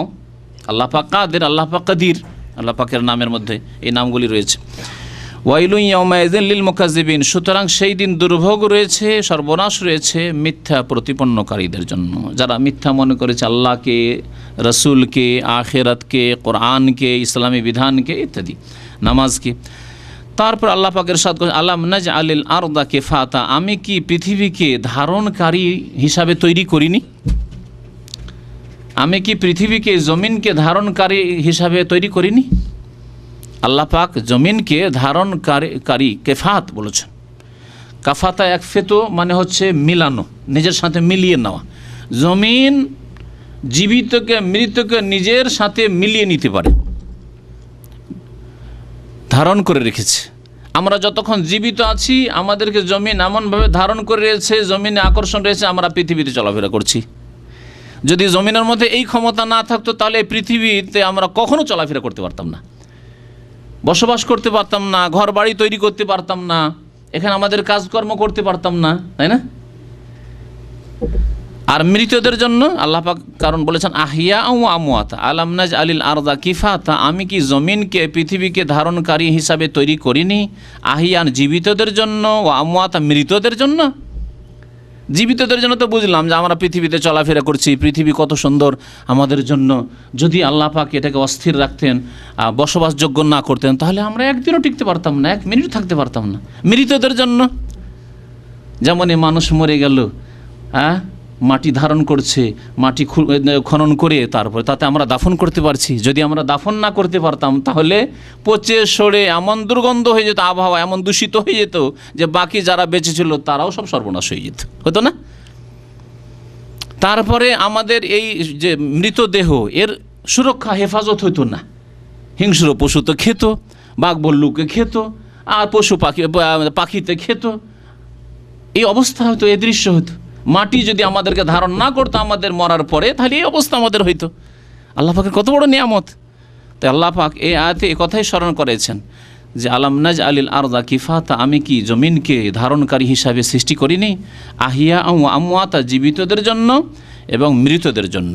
ওয়াজা আল্লাহ ফিহা রাওয়াসিয়া শামেখাত, এবং তাতে আমি সৃষ্টি করিনি কি রাওয়াসিয়া, রাসিয়াতুনের জমা। রাসিয়া মানে মজবুত শক্তিশালী পর্বত পাহাড়, আর শামেখাত মানে সুউচ্চ, শামাখা মানে হচ্ছে উঁচা হওয়া। তাহলে আল্লাহ পাক রব্বুল এই পাহাড়গুলিকে মজবুত করেছেন, অনড় অটল, কখন হিলে যাবে না ঝড় তুফানে বাতাসে। আর শামেখাত অনেক উঁচা করেছেন, যতটা উপর রয়েছে তার চাইতে কম নয়, এটা নিচে আছে। আপনি যতটা উপরে দেখছেন পাহাড়, তার চাইতে বেশি নিচে আছে, তার সমান নিচে আছে। এভাবে আর না যে আপনার খুঁটির মতো যে 10 হাতের খুঁটি ওপরে কিন্তু 2 হয়তো তো 1 হাত বা 2 হাত নিচে পুঁতে রেখেছে, এমন নয়। রাসিয়াত, এই জন্য আল্লাহ পাক বলেছেন পাহাড়গুলিকে। তো জেবাল মানে পাহাড়, রাসিয়াত এবং শামেখাত। ও আসকাইনা কুম্মা আনফোরাতা, এবং তাদেরকে আমি সুমিষ্ট পানি কি পান করাইনি, তাদের জন্য মিষ্টি পানির ব্যবস্থা করেছি।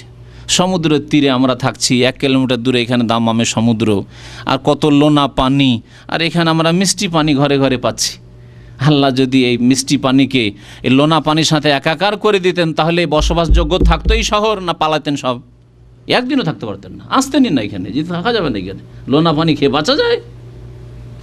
বরং আমাদের আগে যারা ছিল তারাও বাঁচত না, তারাও পালিয়ে যেত এলাকা ছেড়ে। সুবহানাল্লাহ। আল্লাহ কিভাবে আমাদের জন্য মিষ্টি পানির ব্যবস্থা করেছেন। আমরা তো এই সব নিয়ামতের কোনোদিন খেয়ালও করি না, যেগুলি যে নিয়ামত আল্লাহ পাকের।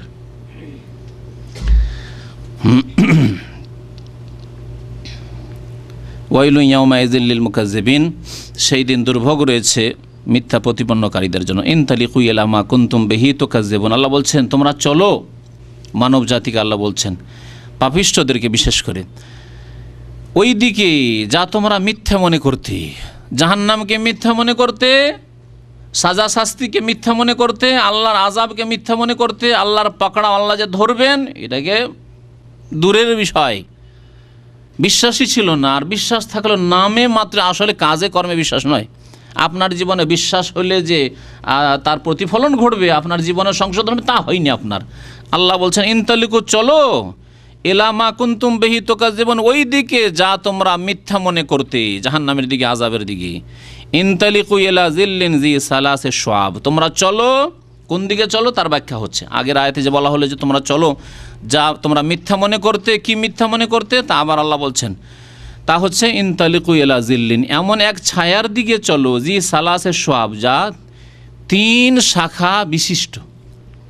আল্লাহ পাক জাহান্নামের আগুনের ছায়ার কথা বলছেন। জাহান্নামের আগুন এবং জাহান্নামের আগুনের ধোঁয়ার ছায়া। আগুন যখন জ্বলার সময় যে ধোঁয়া উঠে, ধোঁয়াকে আল্লাহ পাক 3 শাখা বিশিষ্ট বলেছেন। সালাসে শুআব, এক ধোঁয়া ওপর দিকে যায়, আর এক ধোঁয়া ডান দিকে যায় ভাগ হয়ে, আর এক ধোঁয়া বাম দিকে যায়, তাহলে 3 ভাগে বিভক্ত হলো না? ওপর দিকে যাচ্ছে, আবার ধোঁয়া যখন খুব বেশি হয় ডান দিকে বাম দিকে ছড়িয়ে যাচ্ছে, আল্লাহ পাক তাকে বলেছেন জি সালাসে শুআব, 3 শাখা বিশিষ্ট যে ধোঁয়া রয়েছে, সে ধোঁয়ার ছায়া। ধোঁয়া তো ছায়া ছায়া ভাব মনে হয়, যেমন মেঘলা আকাশ থাকলে ছায়া মনে হয়, তেমনি ধোঁয়া যখন কোনো এলাকায় খুব বেশি থাকে ছায়া মনে হয় না? মনে হচ্ছে অন্ধকার ছায়া, কিন্তু সেই ছায়ায় আরাম আছে কি না? মানুষ মরে যাবে। ধোঁয়ায় যদি ঘর বাড়ি ভর্তি হয়ে যায় তো শ্বাসরুদ্ধ হয়ে মারা যাবে মানুষ, বাঁচবে না মানুষ। আল্লাহ পাক এই জাহান্নামের আগুন এবং আগুনের যে ধোঁয়া, তার ছায়ার কথা বলছেন যে চলো ওই জাহান্নামের দিকে চলো। লা জালিলিন, যা শীতল নয়, যেই ছায়া আরামদায়ক নয়, জালিল শীতল নয়। ওয়ালা ইউগনি মিনাল লাহাব, এবং অগ্নিশিখা থেকে রক্ষাও করবে না সেই ছায়া। অগ্নিশিখা অর্থাৎ জাহান্নামের অগ্নিশিখা থেকে রক্ষাও করবে না। ইন্নাহা তারমি বিশারারিন কাল কাসর, বরং এই জাহান্নামের আগুন নিক্ষেপ করবে বিশারারিন, এমন অগ্নিশিখা, কাল কাসর, যা হবে অট্টালিকার মতো, রাজ প্যালেসের মতো, একটা রাজ প্যালেস 2-4-10 কিলোমিটার পর্যন্ত চলে গেছে, শুধু এই দিক থেকে ওই দিক তাদের বাড়িঘর। এইরকম বিশাল আকারের আগুনের শিখা। কান্নাহু জিমালাতুন সুফ, আগুনের শিখা যখন উঠে খুব বড় হয়ে উঠে, আর তারপরে বড় হয়ে ওঠার পরে সেগুলি আবার ভাগ হয়ে যায়, ছোট ছোট ভাগে বিভক্ত হয়ে যায়। এটাকে আল্লাহ পাক রব্বুল আলামিন এইভাবে এখানে বুঝিয়েছেন যে প্রথম যেটা অগ্নিশিখা লেলিহান অগ্নি উঠলো সেটা হচ্ছে কার মতো? কাল কাসর, রাজ প্যালেসের মতো, অট্টালিকার মতো। আর তারপরে ওটা আবার বিভক্ত হয়ে এদিক ওদিক ছড়িয়ে দূরে গিয়ে আগুন পড়ে। আগুন লাগার সময় দেখেছেন না দেখেননি?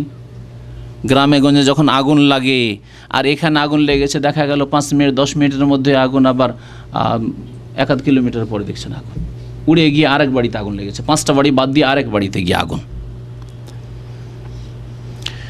তো আল্লাহ পাক রব্বুনা বলছেন যে ওই আগুনের কিছু অংশ আবার কেমন হয়, বিভিন্ন জায়গায় বিভক্ত হয়ে পড়ে। সেগুলি হচ্ছে কেমন? কান্নাহু জেমালাতুন সুফর, সেগুলি পীতবর্ণ বা হলুদ উটের মতো।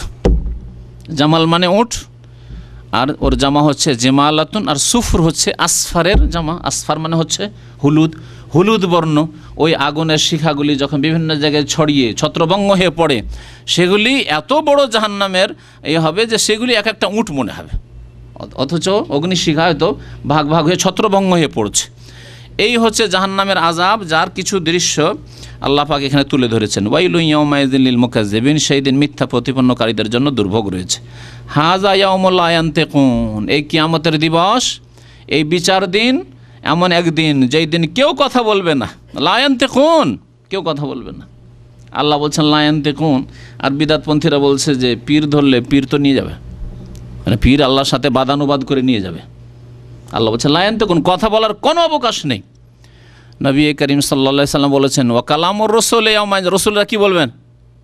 হ্যাঁ, আল্লাহুম্মা সাল্লিম সাল্লিম, পুলের ওপর, পুল সেরাত যেটাকে আমাদের দেশের মানুষরা বলে। পুল মানে সেরাত, আর সেরাত মানে পুল, কিন্তু ডবল করে পুল সেরাত বলে আমাদের দেশের মানুষরা।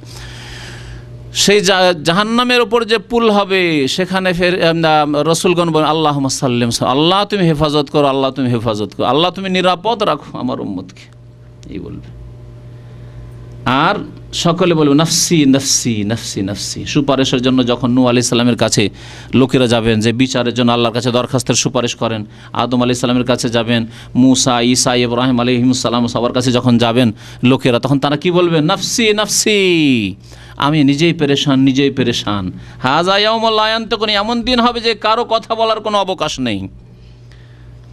তবে আম্বিয়া এবং রসুলগণের যে সুপারিশ আছে, যখন আল্লাহ পাক সুপারিশের অনুমতি দেবেন, অনুমতি ওয়ালা ইউজানু লাহুম, এবং তাদেরকে অনুমতিও দেওয়া হবে না যে ফায়াতাজেরুন, তারা নিজের ওজর পেশ করবে, অজুহাত পেশ করবে যে আল্লাহ আমি বুঝিনি, আল্লাহ আমি জানতে পারিনি, আল্লাহ আমি নামাজের গুরুত্ব বুঝতে পারিনি, আমাকে আমার বাবাও তো ওইভাবে নামাজ শিখায়নি।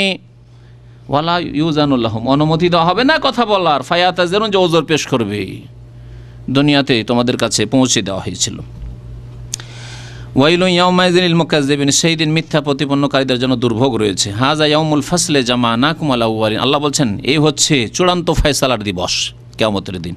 জামানাকুম, তোমাদেরকে একত্রিত করেছি, সমবেত করেছি, ওয়াল আউয়ালিন, এবং প্রথম যুগের মানুষ আদম আলাইহিস সালাম থেকে শুরু করে যত মানুষ আছে সকলকে এখানে জমা করেছি, শুধু তোমাদেরকে নয়, আগের লোকদেরকে, পরের লোকদেরকে, সকলকে এখানে আমি জমা করেছি, একত্রিত করেছি।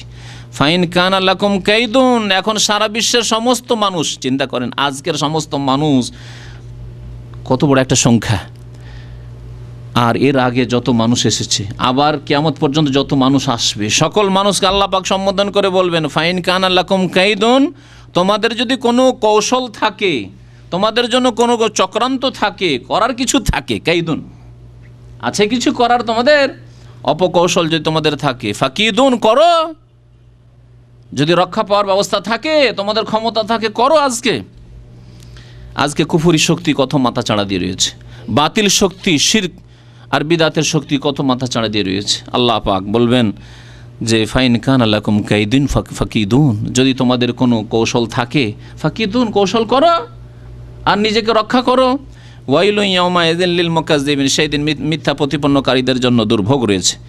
ইন্নাল মুত্তাকিনা ফি যিলালিন ওয়া উয়ুর, আল্লাহ পাক রব্বুল আলমিনের নিয়ম হচ্ছে কোরআনে কারিমে যখনই আল্লাহ পাক জাহান্নামের কথা বলেছেন, যখনই আল্লাহ পাক পাপিষ্ট গুনাহগারদের কথা বলেছেন, আযাবের কথা বলেছেন, তখনই জান্নাতীদেরকে সুসংবাদ দিয়েছেন, সৎকর্মশীলদেরকে সুসংবাদ দিয়েছেন। আল্লাহ পাক এখানে তাদের কথা বলছেন, ইন্নাল মুত্তাকিন, নিশ্চয় আল্লাহ ভীরু যারা সংযত পাপমুক্ত জীবনযাপন করেছে, ফি জিলালিন, তারা ছায়ায় বসবাস করবে, ছায়ায় বসবাস করবে, ওয়া উয়ুন, এবং তারা ঝর্ণা সমূহে বসবাস করবে। ছায়াও আছে, ঝর্ণাও আছে। কারণ মানুষের পিপাসা লেগেছে, পানির প্রয়োজন, ঝর্ণা তার জন্য আছে। আর রোদ লাগছে তো ছায়ার প্রয়োজন, আল্লাহ পাক ছায়া দেবেন। ইন্নাল মুত্তাকিনা ফি জিলালিন ওয়া উয়ুন, জান্নাতের ছায়া এবং জান্নাতের বাগানের গাছের ছায়া, ওয়া উয়ুন, এবং জান্নাতের ঝর্ণা সমূহ। জান্নাতের ছায়া কি? দুনিয়ার গাছ, হ্যাঁ, এই ছোটোখাটো গাছ। নবী করিম সাল্লাল্লাহু আলাইহি ওয়াসাল্লামের হাদিস, ইন্না ফিল জান্নাতি লাশাজারা, জান্নাতে একটি গাছের বিবরণ শুধু নবী সাল্লাল্লাহু আলাইহি ওয়াসাল্লাম দিয়েছেন। ইয়াসিরুর রাকিবুল জাওয়াদু ফি জিল্লিহা মিয়াতু আম, একজন ঘোড়ায় আরোহণকারী, ঘোড়ার সওয়ারি, সে ঘোড়া নিয়ে দ্রুতগামী, জাওয়াদ মানে দ্রুতগামী ঘোড়া নিয়ে সে চলতে থাকবে, দ্রুত চলতে থাকবে ওই গাছের তলায়। কতদিন? মেয়াত আমিন, 100 বছর, 100 বছর। তারপরে শেষ হয়ে যাবে ছায়া, লায়াক তাওহা, তাও ছায়া শেষ হবে না, ছায়া অতিক্রম করতে পারবে না। সুবহানাল্লাহ, একটি গাছের কথা নবী করিম সাল্লাল্লাহু আলাইহি ওয়াসাল্লাম বলেছেন। আর জান্নাত বহু বচন, জান্নাতুনের, জান্নাত মানে বাগান, বাগান তো 2-4টা গাছ থাকলে হয় না, বাগান মানে তো অনেকগুলি গাছ। আবার জান্নাত বহু বাগান আর বাগান আর বাগান। আল্লাহ পাক রব্বুল আলামিন এই নিয়ামত তৈরি করে রেখেছেন। আমরা শুধু একটা ছোট্ট বাড়ি, 2 কাঠা বা 2 ডিসিমেলের উপরে একটা বাড়ি করবেন, তার জন্য পয়সার জন্য পেরেশান, রাত দিন মেহনত করেছেন যে কিছু টাকা পয়সা বাঁচিয়ে ওই 2 কাঠা জমি আছে ওখানে বাড়ি করতে হবে দুনিয়ার। আর জান্নাতের একটি গাছের জন্য কখনো চিন্তা করলেন না যে ওই গাছ আমাকে হাসিল করতে হবে, ওই জান্নাতের বাগান আমাকে হাসিল করতে হবে। সুবহানাল্লাহ, আমাদের ঈমানি অবস্থা কেমন, আমাদের আমলের অবস্থা কেমন। দুনিয়ার জন্য তো খুব ছুটেছি, কিন্তু পরকালকে আমরা একেবারে উপেক্ষা করে দিয়েছি। ওয়াতাজারুন আল আখিরা। আল্লাহ পাক যেন আমাদেরকে হিদায়াত দান করেন, নেক আমলের বেশি বেশি তৌফিক দান করেন। আল্লাহ পাক বলছেন যে মুত্তাকিনরা থাকবে কোথায়? ছায়ায় জান্নাতের এবং ঝর্ণাসমূহে। ওয়া ফাওয়াকিহা মিম্মা ইয়াশতাহুন, ফাওয়াকিহা ফাকিহাতুনের বহু বচন, এবং বহু রকমারি, অনেক রকমের ফলমূল, মিম্মা ইয়াশতাহুন, যা তারা চাইবে। অনেক সময় হয়তো আপনার সামনে ফল পেশ করা হইল কোনো জায়গায়, কিন্তু আপনাকে ওই ফলগুলি ভালো লাগে না। তাহলে ভালো ফল হইলেও আপনাকে যেহেতু ভালো লাগে না, সেই জন্য মজা পাচ্ছেন না আপনি। আল্লাহ বলছেন মিম্মা ইয়াশতাহুন, যা চাইবে, যেমন ফল চাইবে আল্লাহ পাক ওই রকম ফলমূল দান করবেন। কুলু ওয়াশরাবু হানিয়াম বিমা কুনতুম তা'মালুন, এবং আল্লাহর পক্ষ থেকে বলা হবে কুলু ওয়াশরাবু, তোমরা পানাহার করতে থাকো, হানিয়ান, তৃপ্তির সাথে। অনেক সময় পানাহার তো করেন কিন্তু তৃপ্তির সাথে নয়, ঝাল বেশি হয়ে গেছে, লবণ বেশি হয়ে গেছে, আপনি লবণ ঝাল বেশি খান না, অথবা ঝাল লবণ একেবারে হয়নি আর আপনি একবার খুব বেশি লবণ ঝাল খাওয়া মানুষ, তাহলে খেলেন, আরে খেলাম কিন্তু ভুষার মতোই খেলাম, পেটটা ভরলাম, তাই বলেন না, তৃপ্তির সাথে খেলেন না। আল্লাহু আকবার।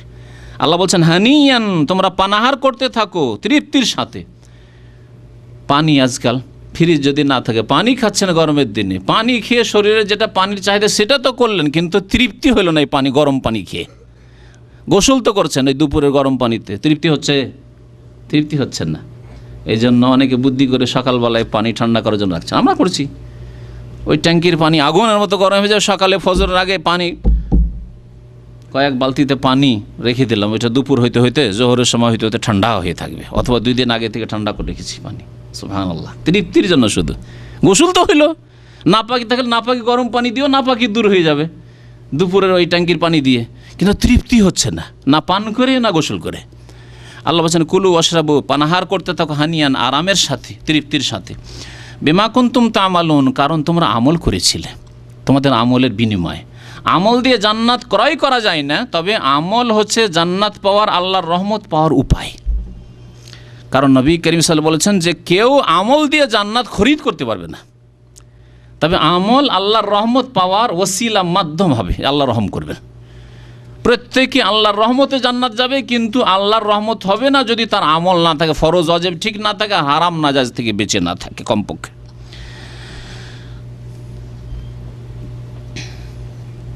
ইন্না কাযালিকা নাজিজিল মুহসিনিন। তারপর আল্লাহ পাক বলছেন, নিশ্চয় আমি এইভাবেই সৎকর্মশীলদেরকে প্রতিদান দিয়ে থাকি। মুহসিনিন আল্লাহ বলেছেন, মুহসিনিন আল্লাহর হকের ক্ষেত্রে, ইবাদত বন্দেগীর ক্ষেত্রে, আর মুহসিনিন মানুষের সাথে আখলাক আচরণের ক্ষেত্রে। এহসান, মুহসিনিন এহসান থেকে, তাহলে এহসান আল্লাহর ইবাদতে করতে হবে এবং এহসান মানুষের সাথে করতে হবে, আল্লাহর সৃষ্টির সাথে করতে হবে, মাখলুকের সাথে করতে হবে। ইন্নাল্লাহ ইয়ামুরু বিল আদলি ওয়াল ইহসান। আল্লাহ পাক ন্যায় বিচারের আদেশ করেছেন, এহসানের আদেশ করেছেন। এহসান ফিল ইবাদা, ইবাদতে এহসান হইতে হবে, এবং মুআমালাতে আদান প্রদান, লেনদেন, চলাফেরা, আখলাক চরিত্রে এহসান হইতে হবে, সদাচরণ হইতে হবে। অবিল ওয়ালিদাইনে এহসান। দেখলেন আল্লাহ পাকের ইবাদতে আল্লাহ এহসানের কথা বলেছেন, এবং মানুষের হকের ক্ষেত্রে, মাতা পিতার ক্ষেত্রে এহসানের কথা বলেছেন। ইন্না কাযালিকা নাজিজিল মুহসিন। যাদের এহসান আছে ইবাদতে এবং আখলাকে, তাদেরকে আল্লাহ উত্তম প্রতিদান দেবেন, এই জান্নাত বলবেন। এইভাবে আমি উত্তম প্রতিদান দিয়ে থাকি, জান্নাত দিয়ে থাকি। ইবাদতে এহসান কি? নবী করিম সাল্লাল্লাহু আলাইহি ওয়াসাল্লামের হাদিসে জিবরিল রয়েছে, আনতা আবুদাল্লাহ কান্নাকা তারাহু। যখন এহসান সম্পর্কে জিবরাইল আলাইহিস সালাম নবী করিম সাল্লাল্লাহু আলাইহি ওয়াসাল্লামকে জিজ্ঞাসা করলেন, মানুষের রূপ ধরে এসে মসজিদে নববীতে বলেছিলেন যে এহসান, আল্লাহ পাকের ইবাদতে এহসান, সৎকর্মশীল হওয়া, নিষ্ঠাবান হওয়া, ইখলাসওয়ালা হওয়া হচ্ছে এই যে আল্লাহ পাকের ইবাদত করবে এমনভাবে কান্নাকা তারাহু, যেন আল্লাহকে তুমি দেখে ইবাদত করছো। জানো দেখা যায় না, কিন্তু যেন দেখে ইবাদত করছো। দেখলে যেমন হয়তো সেই রকমই ইবাদত তোমার, একবারে মনোযোগ দিয়ে, ইখলাসের সাথে। ফাইনলাম তাকুন তারাহু, যদি এই রকম উচ্চ পর্যায়ের ইবাদত বন্দেগীকারী যদি না হইতে পারো, পরহেজগার না হইতে পারো, ফাইন্নাহু ইয়ারা, কমের পক্ষে এতটুকু ঈমান এবং ইয়াকিন রাখবে, দৃঢ় বিশ্বাস রাখবে, ফাইন্নাহু ইয়ারা, আল্লাহ তোমাকে দেখছেন। শুধু নামাজের সময় নয়, কারণ অনেকে এবার এই হাদিসটি আনতাবুদ আল্লাহ, আল্লাহ নবী কি বলেছেন? হ্যাঁ, আল্লাহর ইবাদত করবে। এই কথা বলেনি যে তুমি নামাজ পড়বে, তখন নামাজের সময় তুমি আল্লাহকে যেন আমি দেখছি, অথবা আল্লাহ আমাকে দেখছেন ওই সময়। কিন্তু দোকানে যখন ব্যবসা করছেন, হ্যাঁ, এক্সপায়ার মাল বিক্রি করে দিলেন, দেখছেন যে এটা এক্সপায়ার মাল, কিন্তু দেখছেন লোকটা মূর্খ, পড়াশোনা জানে না, নিয়ে যাবে, অথবা খুব তাড়াহুড়াতে আছে, এ দিয়ে দিলে নিয়ে যাবে। হয়েছে এরকম। একবার আইসক্রিম কিনছি এখানে সুপার মার্কেটে, এ বাড়িতে নিয়ে এসে দেখি এক্সপায়ার হয়ে গেছে, 2 সপ্তাহ আগে এক্সপায়ার হয়ে গেছে। জানে না, দোকানওয়ালা অবশ্যই জানে। এহসান না মানুষের সাথে এহসান করলেন, না আল্লাহর সাথে এহসান করলেন আপনি। তো এখানে এহসান মানে হচ্ছে আল্লাহকে যেন দেখে তুমি ইবাদতবন্দি করছো, অথবা কমের পক্ষে এতটুকু বিশ্বাস রাখো, ইয়াকিন তোমার জীবনে যেন প্রতিফলিত হয় যে আল্লাহ তোমাকে দেখছেন। আমি স্টিকার লাগাচ্ছি 2 নম্বরই, নিয়ে আসছি মাল থাইল্যান্ড থেকে, লিখছি মেড ইন বাংলাদেশ, হ্যাঁ, তৈরি হচ্ছে এখানে জেদ্দায়, আর লিখছি আমি মেড ইন জাপান, মানে যেই দেশের উপর আকর্ষণ আছে, ইত্যাদি ইত্যাদি। না, কখনো না। ডেট এক্সপায়ার হয়ে গেছে, আবার নতুন করে ডেট মারছি তাতে। এইভাবে কত রকমের যে জালিয়াতি, ধোঁকাবাজি চলছে। আল্লাহ আমাকে দেখছেন, আপনাকে দেখছেন, এইরকম ধারণা আছে? আপনি আপনার মায়ের সামনে অশ্লীল ছবি দেখতে পারবেন? আপনার বাবার সামনে বসে অশ্লীল ছবি দেখতে পারবেন? এমনকি আপনার স্ত্রীর সামনেও আপনি অনেক কিছুই করতে পারবেন না। আপনি কারোর সাথে অবৈধ টেলিফোন করছেন, স্ত্রীর সামনে পারবেন? জুতা খাওয়ার ভয় আছে, আজকাল মহিলাদের ভয়টাই বেশি। হ্যাঁ, না, ওই জন্য তো দাঁড়িয়ে রাখতে পারেন না অনেকে, আর স্ত্রী পারমিশন দেন এর ভাই। যদি এত ভয় যদি হয়, তাহলে আপনার স্ত্রীর সামনে কখনো আপনি অন্য কোনো মহিলাকে টেলিফোন করতে পারবেন না? লুকিয়ে। এক লোকের ঘটনা শুনছি যে ও টেলিফোন করতো লুকিয়ে, স্ত্রী আছে, তারপর টেলিফোন করতো। কী করতো? বাড়িতে বেরিয়ে যেত, বাড়িতে বেরিয়ে বাইরে ঘুরছে, ও স্ত্রীকে দেখাতে যে আমি একটু হাওয়া খেতে গেছি, একটু ওয়াকিংয়ে গেছি। আসলো কি কেন, আধা ঘন্টাও টেলিফোন করে আসবে। দেখেন তাহলে স্ত্রীর ভয় কত। স্ত্রী যদি দেখে আর জানতে পারে যে আমি টেলিফোন করছি কোনো মহিলাকে, তাহলে আমার অবস্থা খারাপ করে দিবে। আর রব্বুল আলামিন, স্ত্রীর রব, তিনি কি করবেন? কোথায় ইবাদতবন্দি, কোথায় ইহসান? আল্লাহ পাক রব্বুল দেখছেন যে তুমি অবৈধ কারোর সাথে কথা বলছো, হারাম কথা বলছো, তুমি কেন এই গুপ্ত সম্পর্ক তোমার। এইভাবে আল্লাহর হকের ক্ষেত্রে ইহসান কায়েম করতে হবে, আর মানুষের হকের ক্ষেত্রে সদাচরণ, ভালো আখলাক, ভালো চরিত্রে পেশ করা হচ্ছে ইহসান, যা আল্লাহ মাতা পিতা থেকে শুরু করেছেন। ওয়াকাযা রাব্বুকা আল্লা তা'বুদু ইল্লা ইয়াহু অবিল ওয়ালিদাইন ইহসানা ওয়াবুদুল্লাহ ওয়ালা তুশরিকু বিহি শাইআ ওয়াবিল ওয়ালিদাইন ইহসানা ওয়া ওয়াসাইনাল ইনসানা বিওয়ালিদাইহি ইহসানা। কত যে আল্লাহ পাক ইহসানের কথা বলেছেন। আর তারপরে ওয়া আহসিনু ইন্নাল্লাহা ইউহিব্বুল মুহসিনিন ওয়া আহসিন কামা আহসানাল্লাহু ইলাইক, যেমন আল্লাহ তোমার উপর অনুগ্রহ করেছেন, ইহসান করে তুমিও ইহসান করো, মানুষের সাথে ভালো আচরণ করো। আল্লাহর সাথে যে ইহসান করতে পেরেছে আর আল্লাহর সৃষ্টি মাখলুকের সাথে যে ইহসান করতে পেরেছে, এমনকি নবী করিম সাল্লাল্লাহু আলাইহি সাল্লাম বলেছেন যে তোমরা যখন জবাই করবে, আর জবাই করে খাবেন, গরু খাবেন জবাই করে, খাসিটা এখন জবাই করে খাবেন, মুরগিটা জবাই করে খাবেন, তারপরেও নবী করিম বলছেন ইন্নাল্লাহ কাতাবাল ইহসান আলা কুল্লি শাই, প্রত্যেক বস্তুর ক্ষেত্রে আল্লাহ পাক ইহসান ফরজ করেছেন। ফাইজা যাবাহতুম ফাআহসিনু যিবহাতা, যখন তোমরা জবাই করবে তখন ভালো করে জবাই করিও, ইহসানের সাথে জবাই করিও, সেখানেও ইহসান করতে বলা হয়েছে। অর্থাৎ ধারালো অস্ত্র দিয়ে জবাই করিও, ভোঁতা অস্ত্র দিয়ে নয়, মোটা অস্ত্র দিয়ে না, তেজ অস্ত্র দিয়ে, যাতে করে তাড়াতাড়ি তার রুহটা, জানটা কবজ হয়ে যায় আর আরাম পায় সেই জানোয়ারটি, পশুটি, পাখিটি।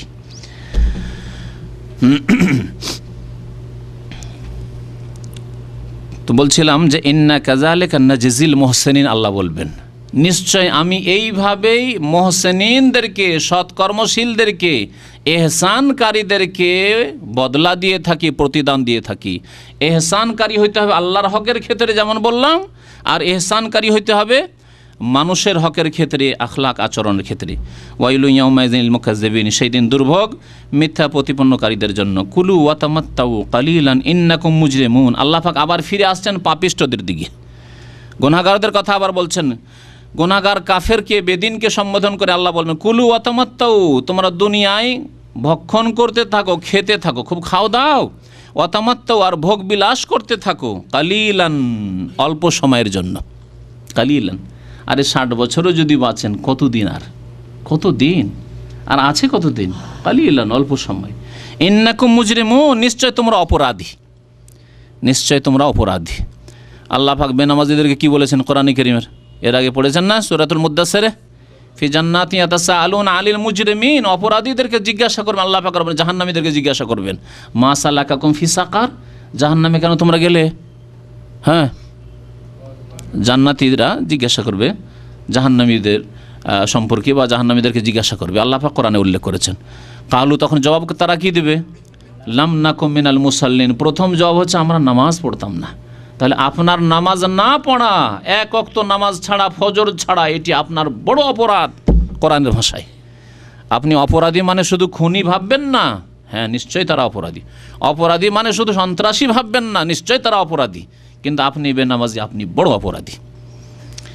অপরাধী মানে শুধু ভাববেন না যে মদ খায়, যে জুয়া খেলে, আর যে দুষ্টামি করে, সেই শুধু অপরাধী নয়, বরং আপনি নামাজে গেলেন না, হাইয়া আলাস সালাহ হাইয়া আলাল ফালাহ, আপনি বড় অপরাধী। আল্লাহ পাক বলছেন ফি জান্নাতি ইয়াতাসাআলুনা আনিল মুজরিমিন, অপরাধীদের সম্পর্কে জিজ্ঞাসা করা হবে মা সালাকাকুম ফি সাকার, জাহান্নামে কেন, বলবে লাম নাকুম মিনাল মুসাল্লিন, আমরা নামাজ পড়তাম না, মুসল্লি ছিলাম না।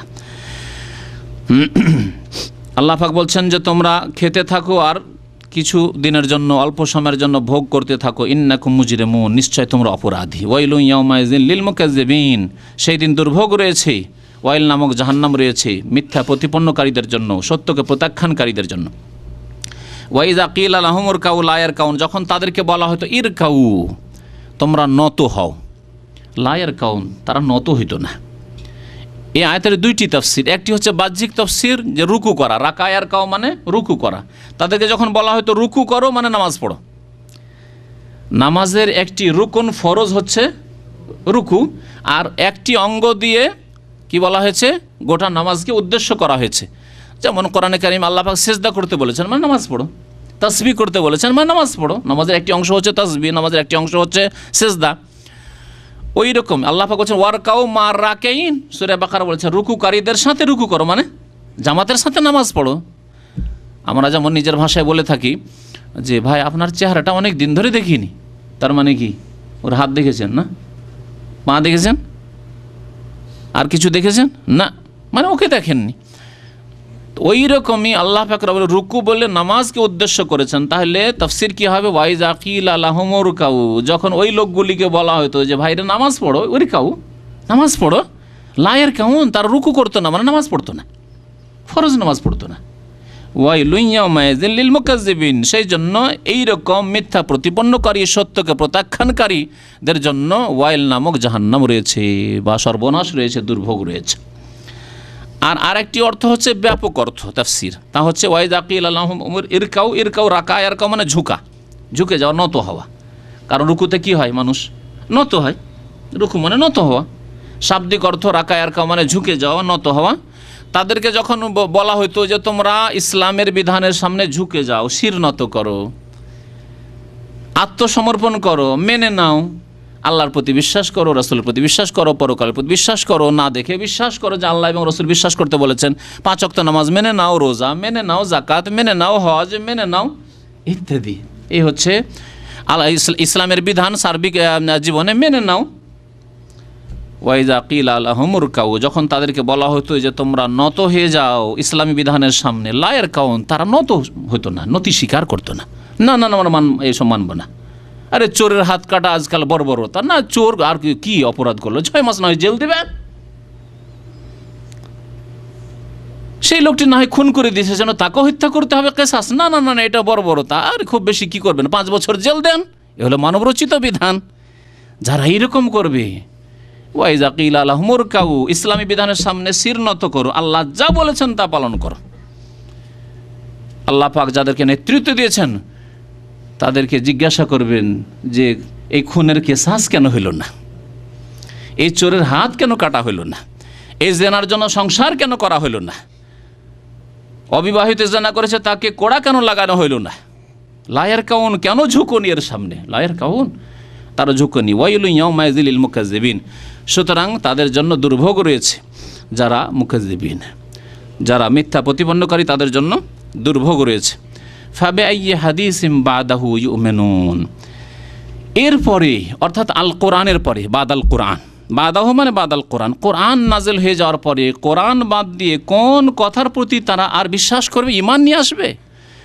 এই আল কোরআন যাতে রয়েছে বালাগাত, যাতে রয়েছে অলংকার, যার ভাষা এত সুন্দর, যাতে রয়েছে গায়েব অদৃশ্যের অনেক কথা, যাতে রয়েছে অতীতের সত্য ঘটনা, যাতে রয়েছে উপদেশ আর নসিহত, যে আগের লোকেরা পাপিষ্ট, তাদেরকে কেন ধ্বংস করা হয়েছে, সৎকর্মশীলদেরকে সম্মানিত করা হয়েছে, এসব পেয়েও যারা ঈমান নিয়ে আসলো না আল কোরআনের প্রতি, ফাবিআইয়ি হাদিসিন বাদাহু ইউমিনুন, আর কোন কথার প্রতি ঈমান নিয়ে আসে? মানব রচিত বিধানের ওপর, সামাজিক বিচারের ওপর। আজকাল সমাজে যেসব সালিস হয়, সালিস বুঝেন তো না, সালিস মানে তৃতীয় পক্ষ, আরবি শব্দ, হ্যাঁ, সানি আর সালেস, সানি মানে দ্বিতীয় আর সালেস মানে তৃতীয়, দুই পক্ষে ঝগড়া হয়েছে, তৃতীয় পক্ষ হয়ে যেহেতু বিচার সালিসগুলো হয়, এই জন্য একে আমাদের দেশের মানুষরা সালিস বলে। তো এই যে সালিস বিচার হয়, এতে কোরআন হাদিসের বাস্তবায়ন হয় না। আমরা শুধু বড় ওই নেতৃত্ব সম্পর্কে বলতে না গিয়ে গ্রামের সংশোধন করা উচিত। যেসব মণ্ডলগুলি রয়েছে, যেসব গ্রামের নেতা চেয়ারম্যানগুলি রয়েছে, এরা সামাজিক বিচার করে। সামাজিক বিচার মানে ইসলাম বিরোধী বিচার। যখন দেখলো যে এই দলটি একটু কমজোর আছে, এদেরকে একবারে সোজা করে দেয়। যখন দেখলো যে এরা আমাদের বিরোধী আছে, একবার ঠিক করে দিতে হবে এদেরকে। আর দেখলো যে না, এরা ফেভারের লোক আছে, অথবা এরা খুব শক্তিশালী, এদেরকে পারা যাবে না, এদের বিচার করলে অসুবিধা আছে, না না না, এদেরকে ছেড়ে দে, বরং ওদের পক্ষ নে। এগুলি হচ্ছে মানবরচিত বিধান। মানবরচিত বিধান ব্যক্তি জীবনে রয়েছে। আপনি নিজের খেয়াল খুশি আপনি প্রবৃত্তির পূজা করছেন, আপনি আল্লাহ পাকের ইবাদতবন্দি করেন, ব্যক্তি জীবনে আপনি মানবরচিত বিধান বাস্তবায়ন করছেন, তাহলে আপনি ওই বৃহৎ জীবনের কথা কেন চিন্তা করছেন? আপনার পারিবারিক ক্ষেত্রে আপনি পর্দা করছেন না, আপনার বাড়িতে ইসলামী পরিবার গঠন হয়নি, আপনার ছেলে মেয়েদেরকে ইসলাম শেখাচ্ছেন না, আপনি আপনার স্ত্রীকে আপনি ইসলামী পর্দা শেখাচ্ছেন না, আপনার স্ত্রীকে এখনও শেখাননি যে অবাধ মেলামেশা করতে হয় না, আমার যেসব আত্মীয়রা রয়েছে যেগুলি পর্দা করা ফরজ, তাদের সাথে তোমাকে সরাসরি গিয়ে তাদের সাথে বসে কথা বলা জায়েজ নয়, ইত্যাদি, এইগুলি শিখান না, আর আপনি বড় কথা চিন্তা করছেন। তো আল্লাহ পাক রব্বানা বলছেন ফাবিআইয়ি হাদিসিম বাদাহু ইউমিনুন, এই কোরআনকে বাদ দিয়ে কোরআনের পরে কোন কথার প্রতি তারা ঈমান নিয়ে আসবে, বিশ্বাস করবে? আর কোনো কিতাব রয়েছে, আর কোনো বিধান রয়েছে যেই বিধান মানুষের সমস্যার সমাধান করতে পারে? মানুষের সার্বিক সমস্যার সমাধান একমাত্র ইসলাম করতে পারে। আজকে যখন আমেরিকায় অর্থনৈতিক সংকট দেখা দিল, অধঃপতন হলো গত 1 বছর 1.5 বছর আগের ঘটনা, আপনারা জানেন যে সেখানে যে সুদী ব্যাংকগুলি সব বসে গেল, সুদী যে কারবার ছিল সব বসে গেল। তখন সেখানকার কোনো মুসলিম নয়, বড় অর্থনীতিবিদ যারা অর্থনীতি বুঝে তারা এই কথা বলতে বাধ্য হলো যে আমাদের ইসলামিক অর্থনীতি ছাড়া কোনো বিকল্প নেই, এই সুদী কারবার ছাড়তে হবে, সুদী অর্থনীতি বাদ দিয়ে ইসলামিক অর্থনীতি আমাদেরকে নিতে হবে, তাতেই রয়েছে আমাদের সমস্যার সমাধান। জি, আমরা যদি কোনো কাফের যদি ইসলাম সম্পর্কে সাক্ষী দেয় সেটাকে খুব বড় করে দেখি, আর স্বয়ং মহান আল্লাহ সাক্ষী দিচ্ছেন, শাহেদ আল্লাহ, আল্লাহ সাক্ষী দিচ্ছেন আল কোরআন, যে তোমাদের সমস্ত সমস্যার সমাধান রয়েছে আল কোরআনে। তোমাদের দেশে নিরাপত্তার প্রয়োজন রয়েছে, নিরাপত্তা আসবে আল কোরআনের বাস্তবায়ন করলে। তোমাদের সমাজে নিরাপত্তার দরকার, নিরাপত্তা আসবে আল কোরআনের বাস্তবায়ন করলে। তোমাদের বাড়িতে শান্তি কায়েম হবে, স্বামী স্ত্রীর জীবনে শান্তি কায়েম হবে যদি তোমরা কোরআনী আইনের বাস্তবায়ন করো স্বামী স্ত্রীর জীবনে। কিন্তু আমরা তো পরোয়া করি না। আল্লাহ পাক রব্বুল যেন বুঝার এবং আমল করার তৌফিক দান করেন। আল্লাহ পাক রব্বুল যেন কোরআন কারীমের প্রতি ঈমান সার্বিক ক্ষেত্রে আমাদেরকে নিয়ে আসার তৌফিক দান করেন। কোরআন কারীমের বিধানের বাস্তবায়নের জন্য আল্লাহ পাক আমাদের সকলকে তৌফিক দান করেন, সর্বস্তরে তৌফিক যেন দান করেন। আমিন ইয়া রাব্বাল আলামিন। ওয়া সাল্লাল্লাহু আলা নবিয়িনা মুহাম্মদ ওয়া আলা আলিহি ওয়া সাহবিহি আজমাইন।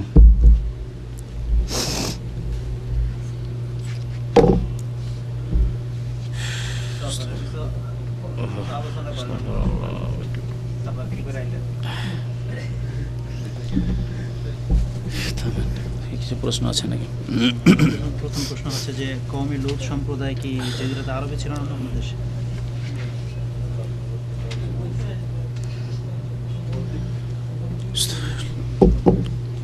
এক ভাই জিজ্ঞাসা করেছেন যে কওমে লূত কোথায় ছিল। কওমে লূত জাজিরা আরব মানে যে আরব যে আরবে আমরা আছি, সৌদি আরব মোটামুটি এটা হচ্ছে জাজিরা আরব বা সৌদি আরবের সাথে আশেপাশে যে গালফের দেশগুলি আছে, এখানে কওমে লূত ছিল না। কওমে লূত ছিল শাম দেশের দিকে, সাদ্দুম নামে একটি এলাকা ছিল, সেখানে এই লূত সম্প্রদায় মানে লূত আলাইহিস সালামের সম্প্রদায় জাতি বসবাস করত। আর যেটা এখন মৃত সাগরে আছে, আল বাহরুল মাইয়েত আরবিতে বলা হচ্ছে মৃত সাগর, এই সাগরের মধ্যে আছে ওই জায়গাটি। সিরিয়া, জর্ডন এইসব দেশের পাশাপাশি। জি, আদ সম্প্রদায়ের নবী হুদ আলাইহিস সালাম, ওয়াইলা আদিন আখাহুম হুদা, আল্লাহ কোরআন বলছেন আদ সম্প্রদায়ের কাছে তাদের ভাই হুদকে আমি প্রেরণ করলাম রসুল করে। ওয়াইলা সামুদ আখাহুম সালেহা, আল্লাহ কোরআনে বলছেন যে সামুদ সম্প্রদায়ের কাছে তাদের ভাই সালেহ আলাইহিস সালামকে আমি নবী করে পাঠিয়েছিলাম। এসব নবীর কথা কোরআনে কারীমে আল্লাহ পাক উল্লেখ করেছেন। 25 জন নবীর কথা কোরআনে উল্লেখ করা হয়েছে, তাদের এরা আদ সম্প্রদায়ের নবী হচ্ছেন হুদ আলাইহিস সালাম, আর সামুদ সম্প্রদায়ের নবী হচ্ছেন সালেহ আলাইহিস সালাম। জি, এক ভাই লিখেছেন যে আলোচনার শুরুতে বলা হয় রাসূলুল্লাহ সাল্লাল্লাহু আলাইহি ওয়াসাল্লামের উপর দরুদ ও সালাম বর্ষিত হোক, তো এই কথাটার মানে কি? দরুদ ও সালাম বর্ষিত হোক এর মানে কি? গুরুত্বপূর্ণ কথা এটা, সালাত এবং সালাম। ঠিক আছে, সালাতকে আমাদের বাঙালিরা বা উর্দু ভাষীরা, ভারতীয়রা, পাকিস্তানিরা এরা দুরুদ করে দিয়েছে। আল্লাহ পাক দুরুদ শব্দ উল্লেখ করেন, যেমন সিয়ামকে রোজা করে দিয়েছে, মানে ফার্সি টার্মগুলি ব্যবহার করে থাকে। ফার্সি প্রভাব হওয়ার কারণ হচ্ছে যে মোগল আমলে রাষ্ট্রীয় ভাষা ফার্সি ছিল মুসলমানদের, মুসলিম দেশের প্রায় 800 বছর ধরে, যার ফলে ধর্মীয় ক্ষেত্রেও ফার্সির প্রভাব অনেকটা হয়ে গেছে। সিয়াম বা সম না বলে আমরা কি বলছি? রোজা বলছি। সালাত না বলে আমরা ওকে নামাজ বলছি। নামাজ বা রোজা এগুলি কোনো আরবি শব্দ নয়, আর এগুলি শব্দ কোরআন হাদিসে পাবেন না কোথাও খুঁজে। এগুলির তর্জমা করে ফেলেছি, ফার্সি প্রভাব হয়েছে। ওই রকমই নবীর প্রতি সালাত, নবীর প্রতি সালাতের ক্ষেত্রে সালাত আলান নবী, একে আমরা দুরুদ করে ফেলেছি। আবার সালামটা ঠিক আছে, যেমন হজ ঠিক আছে, জাকাত ঠিক আছে, তাই না? জাকাত আরবি ভাষায় রেখেছি, হজ আরবি ভাষায় রেখেছি, উমরা আরবি ভাষাতে আছে, এগুলোর তর্জমা করিনি আমরা। ফার্সি ভাষার প্রভাব এইভাবে হয়েছে আমাদের সমাজে। এগুলি যদি আমরা কাটিয়ে উঠি তাহলে ভালো, ইসলামিক পরিভাষাগুলি ব্যবহার করি তো ভালো। তবে অর্থ জানতে হবে, সালাত মানে কি আর সালাম মানে কি। সালাম মানে শান্তি বর্ষণ হওয়া। আমরা যখন বলবো যে হে আমাদের নবী সাল্লাল্লাহু আলাইহি ওয়াসাল্লামের উপর সালাম বর্ষিত হোক, মানে আল্লাহ তুমি তার ওপর শান্তির ধারা বর্ষিত করো, আল্লাহর কাছে যেন দোয়া করলাম, আমাদের পক্ষ থেকে আল্লাহর কাছে দোয়া। যখন আমরা বলবো যে নবীর প্রতি সালাত বর্ষিত হোক অথবা দুরুদ ও সালাম নাজিল হোক, অর্থাৎ আল্লাহ পাকের কাছে যেন দোয়া করছি, এই সালাতের দুটি অর্থ করা হয়েছে। একটি অর্থ হচ্ছে যে সালাত মানে রহমত, আল্লাহর কাছে যেন দোয়া করছি যে আল্লাহ তুমি তোমার নবীর ওপর রহমত বর্ষিত করো, আর সালাম মানে শান্তি বর্ষিত করো, এই পার্থক্য তাহলে। কিন্তু এর চাইতে শক্তিশালী মত হচ্ছে যেটা ইমাম বুখারী রহমতুল্লাহ আলাইহি তার সহিহ বুখারীতে উল্লেখ করেছেন প্রখ্যাত তাবি আবুল আলিয়া থেকে। আবুল আলিয়া রহমতুল্লাহ আলাইহি তাবেই, তিনি বলছেন যে আল্লাহ পাকের সালাত নবীর ওপর, এর মানে হচ্ছে যে আল্লাহ পাক তার যে নিকটবর্তী অসংখ্য ফেরেশতারা তার দরবারে রয়েছেন, আরশ আজিমের কাছে রয়েছেন, সেখানে নবীর ভালো গুণগুলি উল্লেখ করা, নবীর ভালো গুণ উল্লেখ করা, নবীর সবগুলি গুণ ভালো, নবীর ভালো ভালো গুণগুলি উল্লেখ করার নাম হচ্ছে নবীর প্রতি সালাত। তাহলে যখন আল্লাহকে আমরা বললাম যে আল্লাহ তোমার নবীর প্রতি কি করো, সালাত বর্ষণ করো, বা সাল্লাল্লাহু আলাইহি সাল্লাম, নবীর নাম আসলে কখন কি বললাম, সাল্লাল্লাহু আলাইহি ওয়াসাল্লাম, তখন যেন আমরা বললাম যে আল্লাহ তোমার নবীর ভালো গুণ তোমার মুকাররাবিন ফেরেশতার নিকটবর্তী ফেরেশতাদের সামনে তুমি আলোচনা করো, উল্লেখ করো। যদি কোনো মানুষের আপনারা যদি ভালো গুণগান করেন যে লোকটা খুব ভালো মানুষ, মাশাআল্লাহ, একেবারে মানুষ খুব সুন্দর, তাহলে কত খুশি হবে সে, এবং সে কত খ্যাতি লাভ করলো। হ্যাঁ, যত লোক শুনলো তাদের মাঝে তার খ্যাতি ছড়ালো, আবার ওই লোকগুলি বিভিন্ন জায়গায় যাবে, দিয়ে তাদের মাধ্যমে সেখানে তার খ্যাতি সেখানে হবে। আল্লাহর নিকটবর্তী ফেরেশতারা আল্লাহর কাছ থেকে স্বয়ং যখন শুনবে যে আমার নবী মুহাম্মদ সাল্লাল্লাহু আলাইহি সাল্লাম এইরকম এত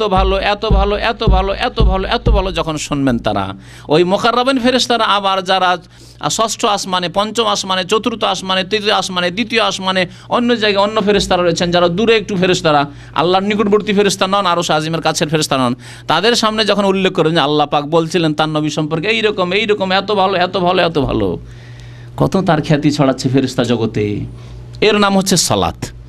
এ হচ্ছে নবী করিম সাল্লাল্লাহু আলাইহি ওয়াসাল্লামের উপর সালাতের অর্থ, আর এটাই বেশি ঠিক, কারণ সালাম মানে শান্তি, আর শান্তির মধ্যে রহমত চলে আসছে। আল্লাহুম্মা সাল্লি আলা মুহাম্মদ ওয়া আলা আলি মুহাম্মদ কামা সাল্লাইতা আলা ইব্রাহিম ওয়া আলা আলি ইব্রাহিম ইন্নাকা হামিদুম মাজিদ। আল্লাহুম্মা বারিক আলা মুহাম্মাদিন ওয়া আলা আলি মুহাম্মদ কামা বারাকতা আলা ইব্রাহিম ওয়া আলা আলি ইব্রাহিম ইন্নাকা হামিদুম মাজিদ। আরেক ভাই প্রশ্ন করেছেন যে আমাদের দেশে ফজর নামাজের আজানের পূর্বে এবং পরে ইসলামিক গান গাওয়া হয়, যে এই দেশে হয় না, এটা কি ঠিক কিনা? আজানের আগে এবং পরে মাইকে আজকাল বিভিন্ন মসজিদে এরকম শুরু করেছে, বিদাতি মসজিদগুলিতে, যেগুলি করা জানি না শরীয়ত সম্মত, আশা করি নয়, কারণ এতে সকলের উপর তো জামাতে আসা ফরজ নয়, আর জামাতে ডাকার জন্য আজান যথেষ্ট। আজান দেওয়ার আগেই ঘুম খারাপ করে দিলেন আপনি আপনার কবিতা পড়ে আর গজল পড়ে, এই একটা আপনি মানুষের ক্ষতি করলেন। 2 নম্বর কথা হচ্ছে যে আজানের পরেও অনেকে আছে মহিলাদের জন্য জামাতে নেই, মহিলারা বাড়িতে নামাজ পড়বে, শিশুদের জন্য জামাতে নেই, ওই আপনাদের গজল শুনেও ছোটো ছোটো বাচ্চারা হয়তো উঠে গিয়ে মাকে জ্বালাতে শুরু করলো, তাহলে এগুলো ক্ষতি না? সুতরাং তারপরে এগুলো বিদআত। নবী সাল্লাল্লাহু আলাইহি ওয়াসাল্লাম সাহাবায়ে কেরামরা আজানের আগে পরে এইসব গজল পড়া, নাত পড়া, শের আশার পড়া, কাসিদা পড়া এগুলো করেননি। এই দৃষ্টিতে দেখলেও বিদআত এগুলি, আসলে এই বিদআতগুলি ছেড়ে দেওয়া উচিত। উপদেশ যদি দিতে হয় তাহলে উপদেশের সময় দেন, যেসব মানুষ জেগে আছে, মানুষের কোনো ডিস্টার্ব হচ্ছে না, মানুষের ক্ষতি হচ্ছে না, ঘুম খারাপ হচ্ছে না, এশার নামাজের পরে, মাগরিব এশার মাঝখানে ইত্যাদি, এই সময়গুলি দিনে আরামের সময় নয়। জোহর আসর মাঝখানে মানুষ আরাম করে, ওই সময় যদি আপনি লাগান ওয়াজ, মাইকে তেলাওয়াত, তাহলে তো লোকের আপনি ঘুম হারাম করে দিবেন। এক ভাই দোয়া চেয়েছেন, তার আব্বার জন্য অসুস্থ রয়েছেন, আল্লাহ পাক যেন শেফা দান করেন। এইভাবে যেসব ভাইদের অসুবিধা আছে আল্লাহ পাক যেন তাদের অসুবিধা দূর করেন।